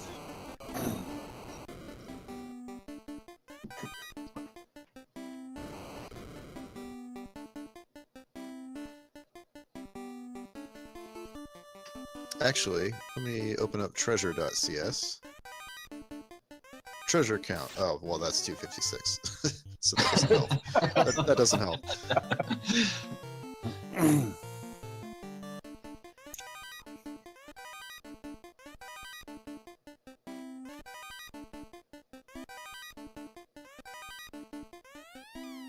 When even the developer doesn't know.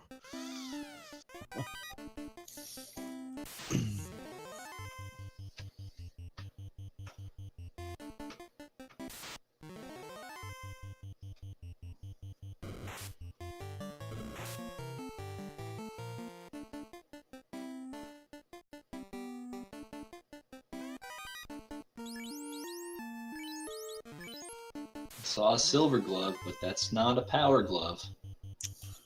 Oh, we're getting closer. Yeah, we got copper, we got silver. There's no gold gauntlet, correct? There's opal. Yeah, there's opal.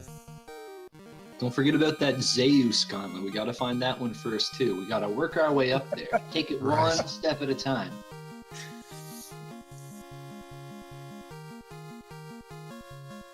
Eunos taking an interesting route through the second floor of the fire cave. I think that has to do with the amount of people in the race. He's just thinking everyone's going to go right for the Yeah, big room with all the chests. I'm going to go around the other way first on the off chance that it ends up being there, and I'll beat all those other guys. But, it's not in that room. It's not here. Might be further down in the volcano, but Miaut picking up the flame shield at the wizard chest. A heal helmet, not too bad. Mm-hmm. Some good stuff down there, just not Yeah. what we're looking for. I agree with the strat. It's probably what I would do, given that I'm usually much slower than everybody else. I would try and take routes that other people are not likely to take. Yep. Definitely.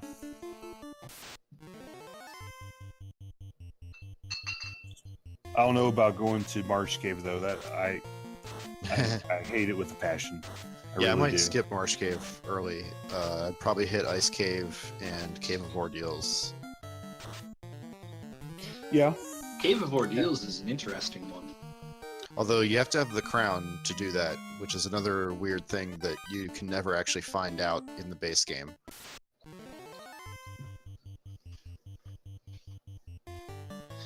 Isn't there a forced battle with some zombie dragons that you can't run away from not too far into the Cave of Ordeals? Right at the end of the Cave of Ordeals. Oh, well, that's not too big of an issue for this particular race if anyone wants to try that. Right, and you can even open the chest that they're guarding without fighting them. Yep. You have to fight them to leave, but you can get their chest. They're right in front of the, I guess the throne tile or whatever. So you can still Yeah, get The next to it. teleportation seat. Yep. So one could I'm go not into there, the Chair. Cave of Ordeals, get all the chests, and if they don't like what they see or they don't find that power glove, just hit reset and keep going. Yep.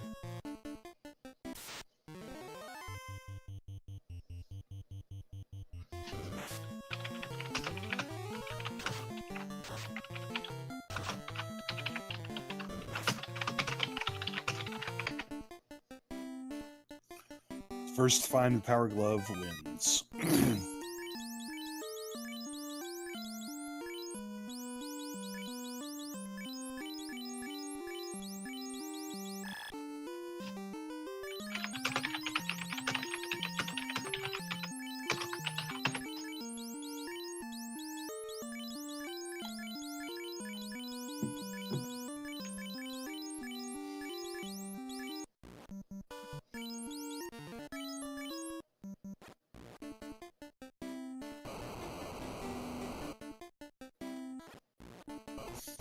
It's so bad.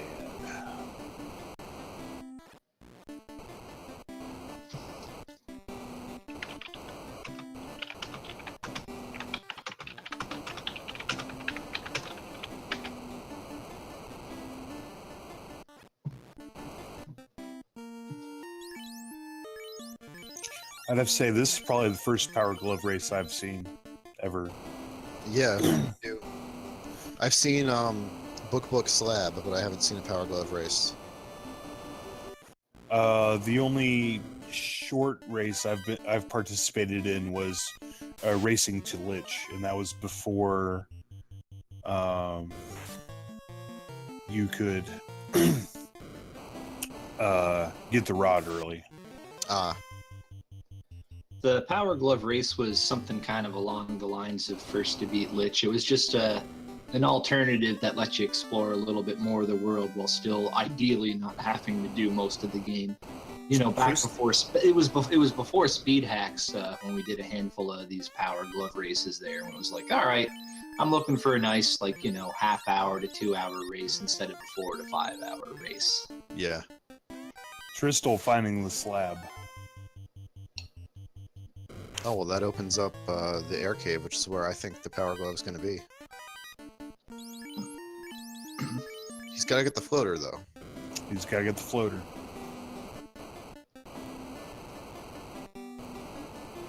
The old air cave tower. Fortress. That's right. I still think it's a backward sea room, man. I'm telling you. I'm sticking to the Masamune chest because that's hilarious. It could be one of those chests that has like the second katana or the second pro cape. That is true too. The ones Or you it could- never normally get. It could be in one of the chests that's where you use the loot, where you get your last 2 chests that have gold in them, Yeah, that's true. which you never use. 110,000 gold in just that room in the base game. Almacia in the chat room here is saying the funniest place for it to be would it be its own chest inside the something shrine. Excellent. I guess the game just might not be random enough if that's the case. Ooh, Agamas with stone. Yikes. That's not going to be a good grind spot. No. At that point, I just head straight to Ice Cave.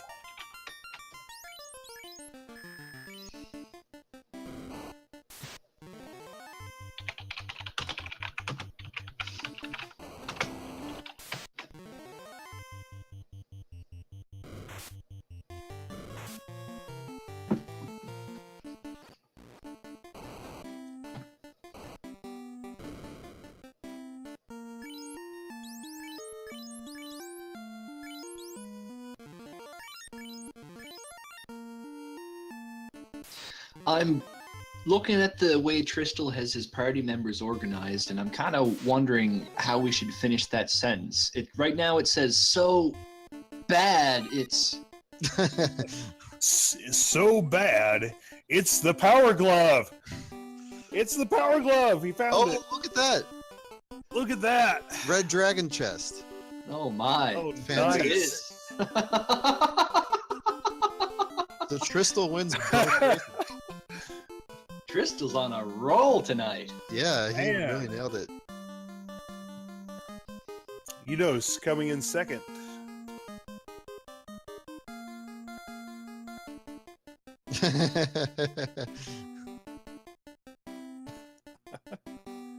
Oh, and fighting a stone Agama. There he goes. He's got it. Yep.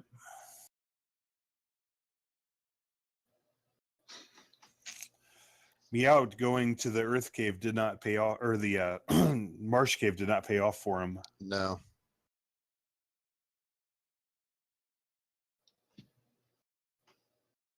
So close.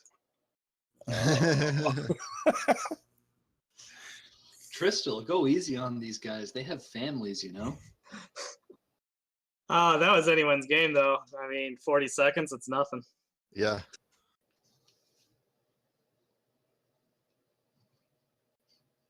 Nice upside down win there. I like it. Oh man, Kaba unfortunately They're all gonna be leaving the upside down. volcano. Oh no.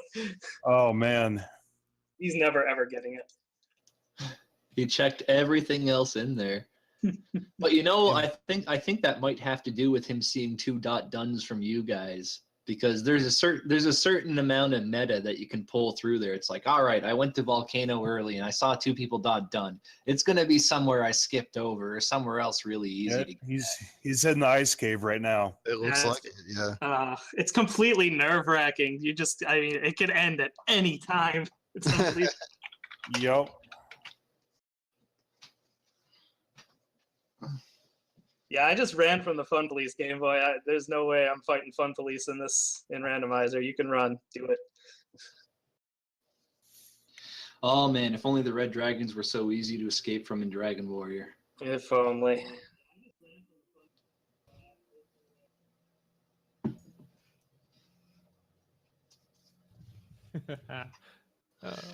And we've got Miaut heading through the ice cave. Oh no, they're both screwed.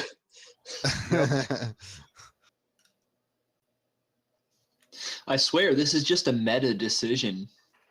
Is kind of what I think this boils down to. Because I think if I'm in the race here and I'm halfway through Volcano and I see a couple of duns, I'm gonna think I'm in the wrong spot. I get the meta analysis on that. Like, you know, you might want to try and eke out an edge by completely doing Marsh or something like that. But I think in general, for the most part, you're just going to want to go with the same strats that you do for a normal race. The only exception being, for instance, I didn't bother with a black belt, and I don't know why anyone would, since they're pretty much only useful in the final dungeons, and you're kind of hoping not to even get there. Right. Yeah, Black Belt doesn't really hit his stride until I think level 15 or so is when they start to get good, and it's not until level 29 where they just kind of go Super Saiyan and explode in power. So in a typical Power Glove race, you're hoping not to have to get that far into the game. I'm going to completely level with you, Tristal, though. I was really hoping the glove was going to be somewhere in Temple of Fiends Revisited. My exact prediction was the massive Mune chest, but... Yep. I just wanted to see some more Final Fantasy randomizer tonight before we switch things over to, I believe, Final Fantasy X is the next game on the schedule. I believe so. Yeah, my guess was the sunken shrine room where the door's locked and you need the key to get into it. The old backwards C room, as I call it. Yeah, that's the place such inside an the water interesting place. cave. Yeah, in the water cave.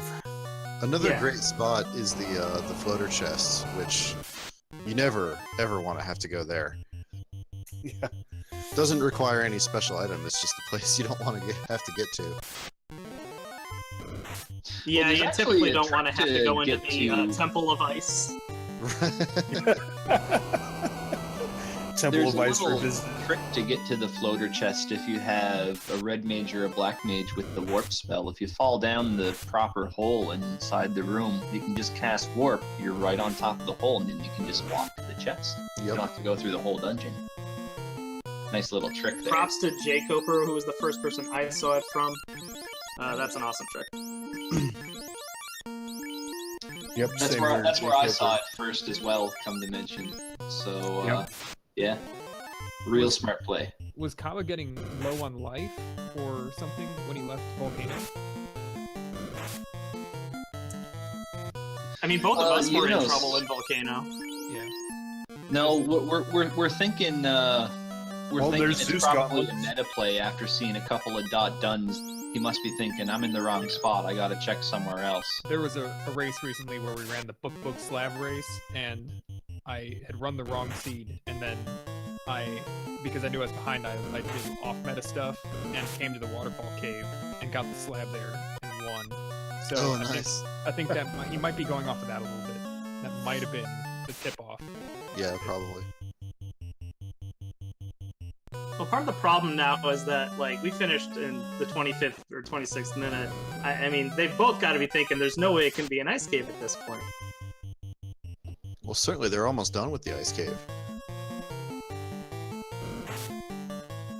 Oh, so that was in Sea Shrine. Oh, it was the floater, but something important was in. Something important was there that led to getting the slab. I think the question now is Kaba gonna realize he's got to go back to the volcano when he just gave up on it too quick? And as far as Miaut goes, I don't think Miaut visited the volcano yet because he went to he checked all the Marsh Cave early on there. Right. Yep, he went. Well, it looks like no one's got the floater yet, so there's really only one place they can go at this point. Although Kaba might head back to Marsh Cave if he's playing the metagame.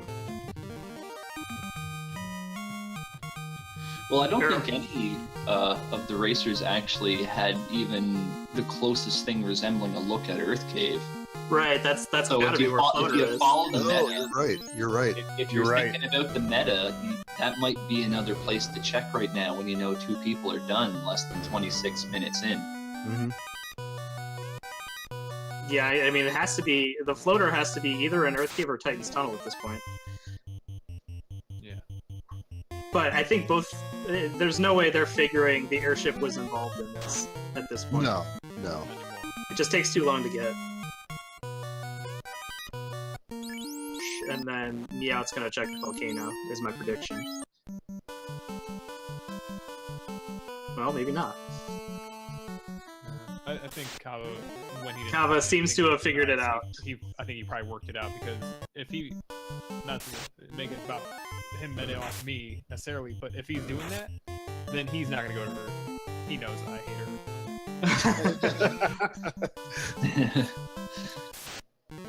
Yeah, I mean, if we had Ruby, that'd be one thing, but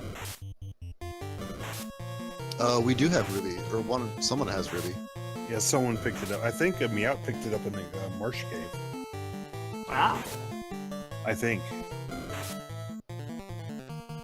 Yeah, but I don't think that being in the race, if you're paying attention to IRC, I don't think you can think the Ruby would figure into it if you got two people done about 26 minutes in. I tell you what, though, if I find the Ruby in March, I'm just going to Earth. There's probably nobody else that even found the Ruby, or maybe one other person. You just gotta meta that at that point. Well, something like that, I think I can agree with. I mean, there's definitely a big element of randomness to a lot of these randomizers, but I find that whenever you find an item that's kind of, hinting at you to go have a look at this one place, even though it's just as equally likely that whatever you're looking for next in the series of quest items or useful things to progress the game, they could just as likely be anywhere else. You see that one item and it's like, well, it's telling me I can go here now. Maybe instead of going after this group of easy treasure chests or locations, I should do what the game is kind of hinting at me and see where that leads me. I find that in a lot of cases that seems to work in these randomizer programs. Mm-hmm. One thing that might affect that is the sanity checks, because once you get an item that unlocks some chests, it means those chests can have the other things in it, because the sanity checks would normally prevent that. Yep, Kaba approaching the chest right now. Yeah. I was almost hoping he would go the whole way without healing. Just to be swag about it. Didn't quite want to take that chance at the 11th hour there. Well, we haven't seen what the Fun Police can do, so there's a very slight risk for him right now. Got it. I get the reaction. Yeah. He ran immediately. It's weird to think about a Final Fantasy Red Dragon being the Fun Police. They got nothing on the Dragon Warrior Red Dragons, that's for sure. Yeah, they're not easy, but they're not close to the Red Dragons from Dragon Warrior. Oh, see, for me, the Fun Police is the gas dragons. Yeah. I could see that, yeah. Oh, in Randomizer, no, I love gas dragons because they usually are weaker. So they just give you a ton of experience. Do they have so much experience that they give you like G experience, or? Only in Temple Revisited when you can find packs of 4 or 3 or 4 of them. Okay. Yep. In Waterfall, when there's only going to be 1 and maybe 2, I'm not sure that even 2 can show up in Waterfall. Okay. It's actually a nice gift. Hey, Entro. Yeah. Here's just a random idea I had about the randomizer here. Just something for you to think about since you're the man in charge here. But what if you had like an experience bonus or penalty for each given enemy, depending on which skills or status effects attached to their physical they end up getting randomized with? Like, maybe in the last dungeon, if, say, you run into a gas dragon with nothing, that's less than usual. But then you run into some old enemy in, like, the water floors or the earth floors or whatever, but they have, like, crack or nuclear or something, and then they're worth, like, way more experience because they're that much more difficult to defeat. Yeah, that's not a bad idea. I considered at one point basing it off their stat boosts. So like if they get twice as much hit points, then they'd be worth twice as much experience. I never considered doing it with their skills and spells, so that's not a bad idea. I'd say stats can definitely matter for an enemy encounter in terms of threat level, but no matter how powerful an enemy is, if it's only got physical, it can't one-shot your whole team compared to, you know, a pack of 5 or 6 enemies that all have toxic or some, this is a chance to kill all 4 of your members each time I use this move. Exactly. Yeah, it'd be nice, like, if you meet pirates with AoE or something, for them to give you some nice experience bonus.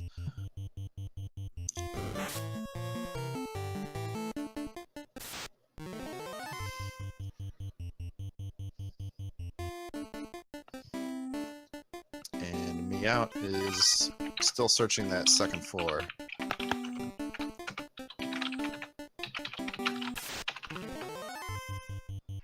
Oh, he got the white shirt.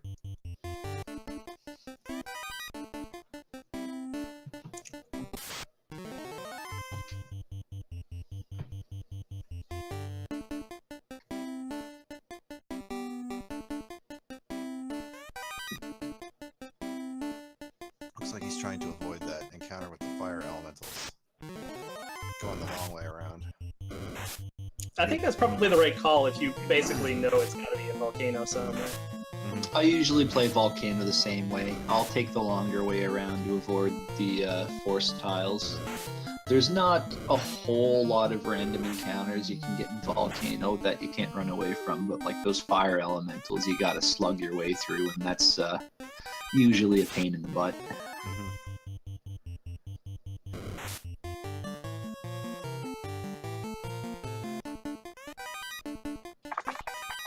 You could say sometimes it's too hot to handle.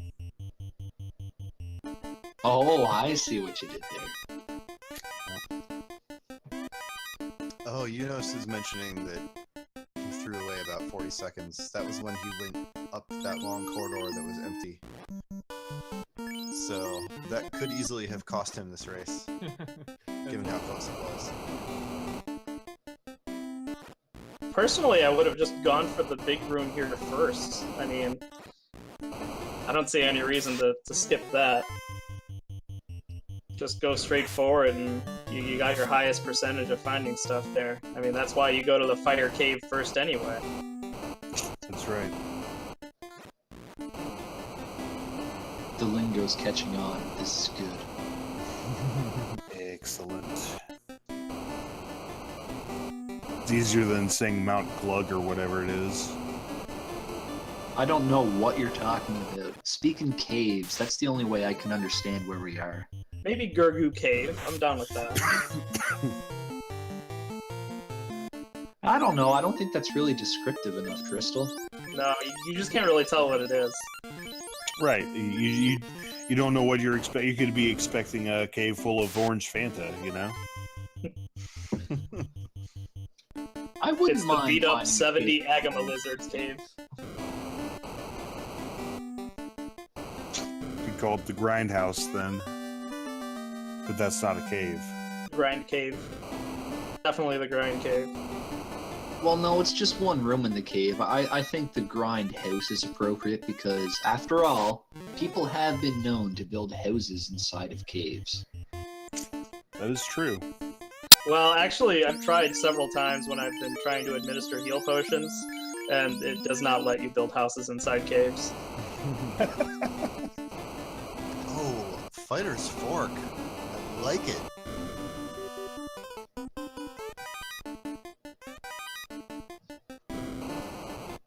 That sounds like a Pokemon. I don't know if I can allow that. That's a different time slot on the schedule, sir.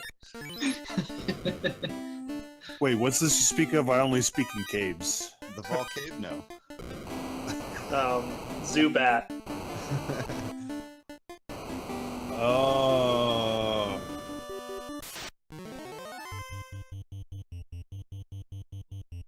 Wait, is there not a spiked tile there? Man, I always go around that. I need to work on that. Yeah, the spike tiles, some of them are in weird places. Oh, he's got a katana. Very nice. Yeah, there's a katana in the bottom chest there. It's always fun to find those. I don't know why, because the weapon's actually not good. But yeah, it's fairly useless. I was hoping it would become relevant when I fixed the critical hit bug. It still kind of sucks. Yeah, no, you didn't. I mean, it's not fix awful, anything. but yeah. It's still terrible. Yeah, It's just less terrible. right. Isn't the katana the third best overall weapon in the game after Masamune and Excalibur, though? Well, no. Mine does. So there's a problem with that logic in that a ninja should be wielding the katana. And Well, By yeah. virtue of I that- mean, I'm not talking about who can use the thing. I'm just talking in terms of sheer objective, power and crit rate. There it is. I mean, no, people don't play thieves or ninjas if they're actually trying to finish the game. Let's be honest here. But yeah, Yeah, it looks That's like why in Force Party, it's a then good it's weapon. definitely a little bit better than it was. Well, it's definitely less bad than it was. Better, I don't know. It's less worse than the other weapons are. But yeah, basically a fighter is gonna have about 20 more attack than a thief. So I think there's like a grand Miaut picked up weapons. the old power glove. That's for sure. I think there's a grand total of 3 weapons that got better after the patch, and it's like wood staff, rapier, and iron nunchucks or something like that. They're all just totally awful. Well, maybe if your black belt tried hard enough, you could use a katana at those early levels when he's still figuring out how to punch. Only need punch. It's I too was bad saying my things like controls that all always throughout the figure run, it by out. the way. You couldn't hear on my mic. It was glorious.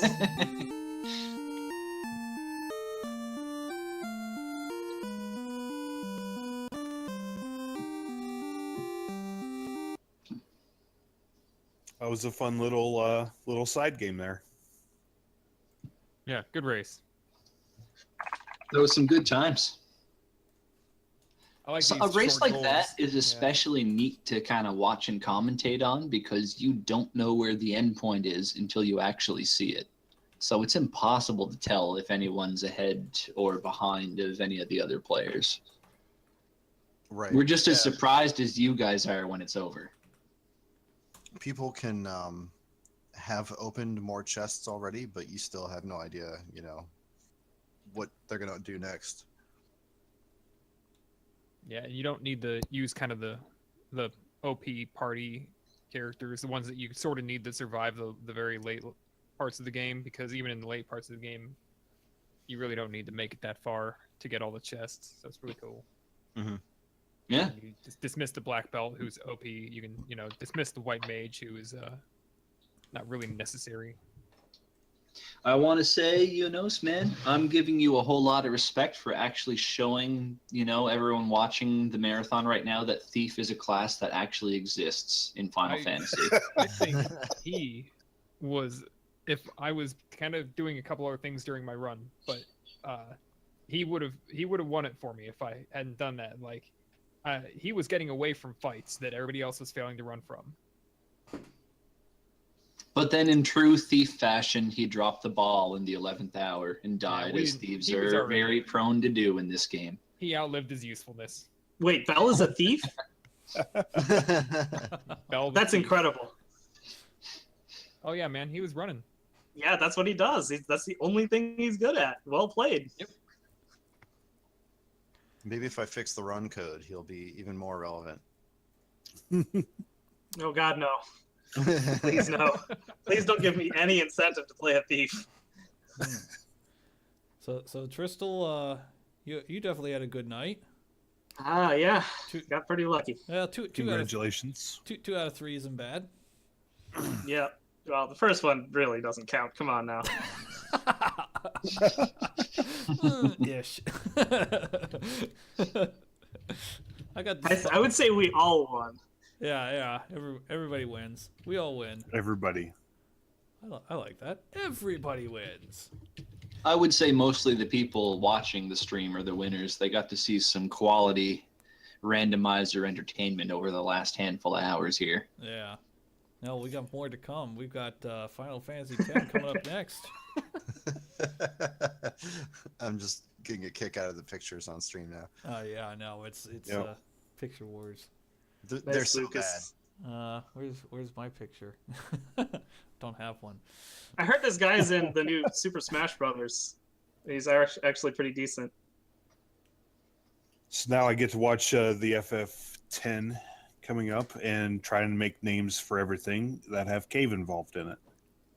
There's going to be a lot of things to give an appropriate cave name to. Mm-hmm. The Sphere Cave. Yeah, don't even forget all Temple the Cave. town caves that are going to show up. Oh, I'm surprised no one has mentioned the Overcave. Oh yeah, the Overcave. yeah. Yeah, That's the cave it's that where you can start. never escape, Right. except to go into other caves. I wonder if we're going to see any Blitz Cave later. There you go. All right. I hope The so. national That's my pastime. favorite kind of cave ball. Yeah, Cave Ball. Yep. I like Cave Ball better. That's fantastic. All right. So many thanks to Tristal, Kababesh, Miaut, and Czardia for racing, and Introper, Buffalax, and Jackamus for the commentary. Really appreciate all of you jumping in and participating in our marathon. Anytime, buddy. Thanks for having the whole lot of us on board here. I think we all had a fantastic time this evening. Oh, yeah. Can't speak for everyone, but in this case, I'm sure I am. Absolutely. Ah. All right. Tons of fun had by all. Yeah, indeed. Yeah, I had plenty of laughs myself.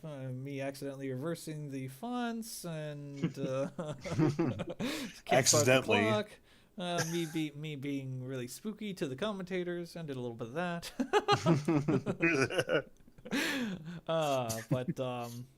But for now, we're gonna move on to Zelly. So and I'm gonna sign out. So I will be back hosting wise Saturday night with Mega Man 2, Super Mario Brothers 3, and then we got Dragon Warrior and Zelda and all sorts of good stuff coming up. So I think that's it. All right, Looking forward to it. Yeah, same here. We'll catch y'all real soon. And here comes Zelly. Bye. All right, everybody. Have a good cave, everyone. Enjoy Good night, the everyone. Enjoy Final Fantasy Cave 2 10, the next game.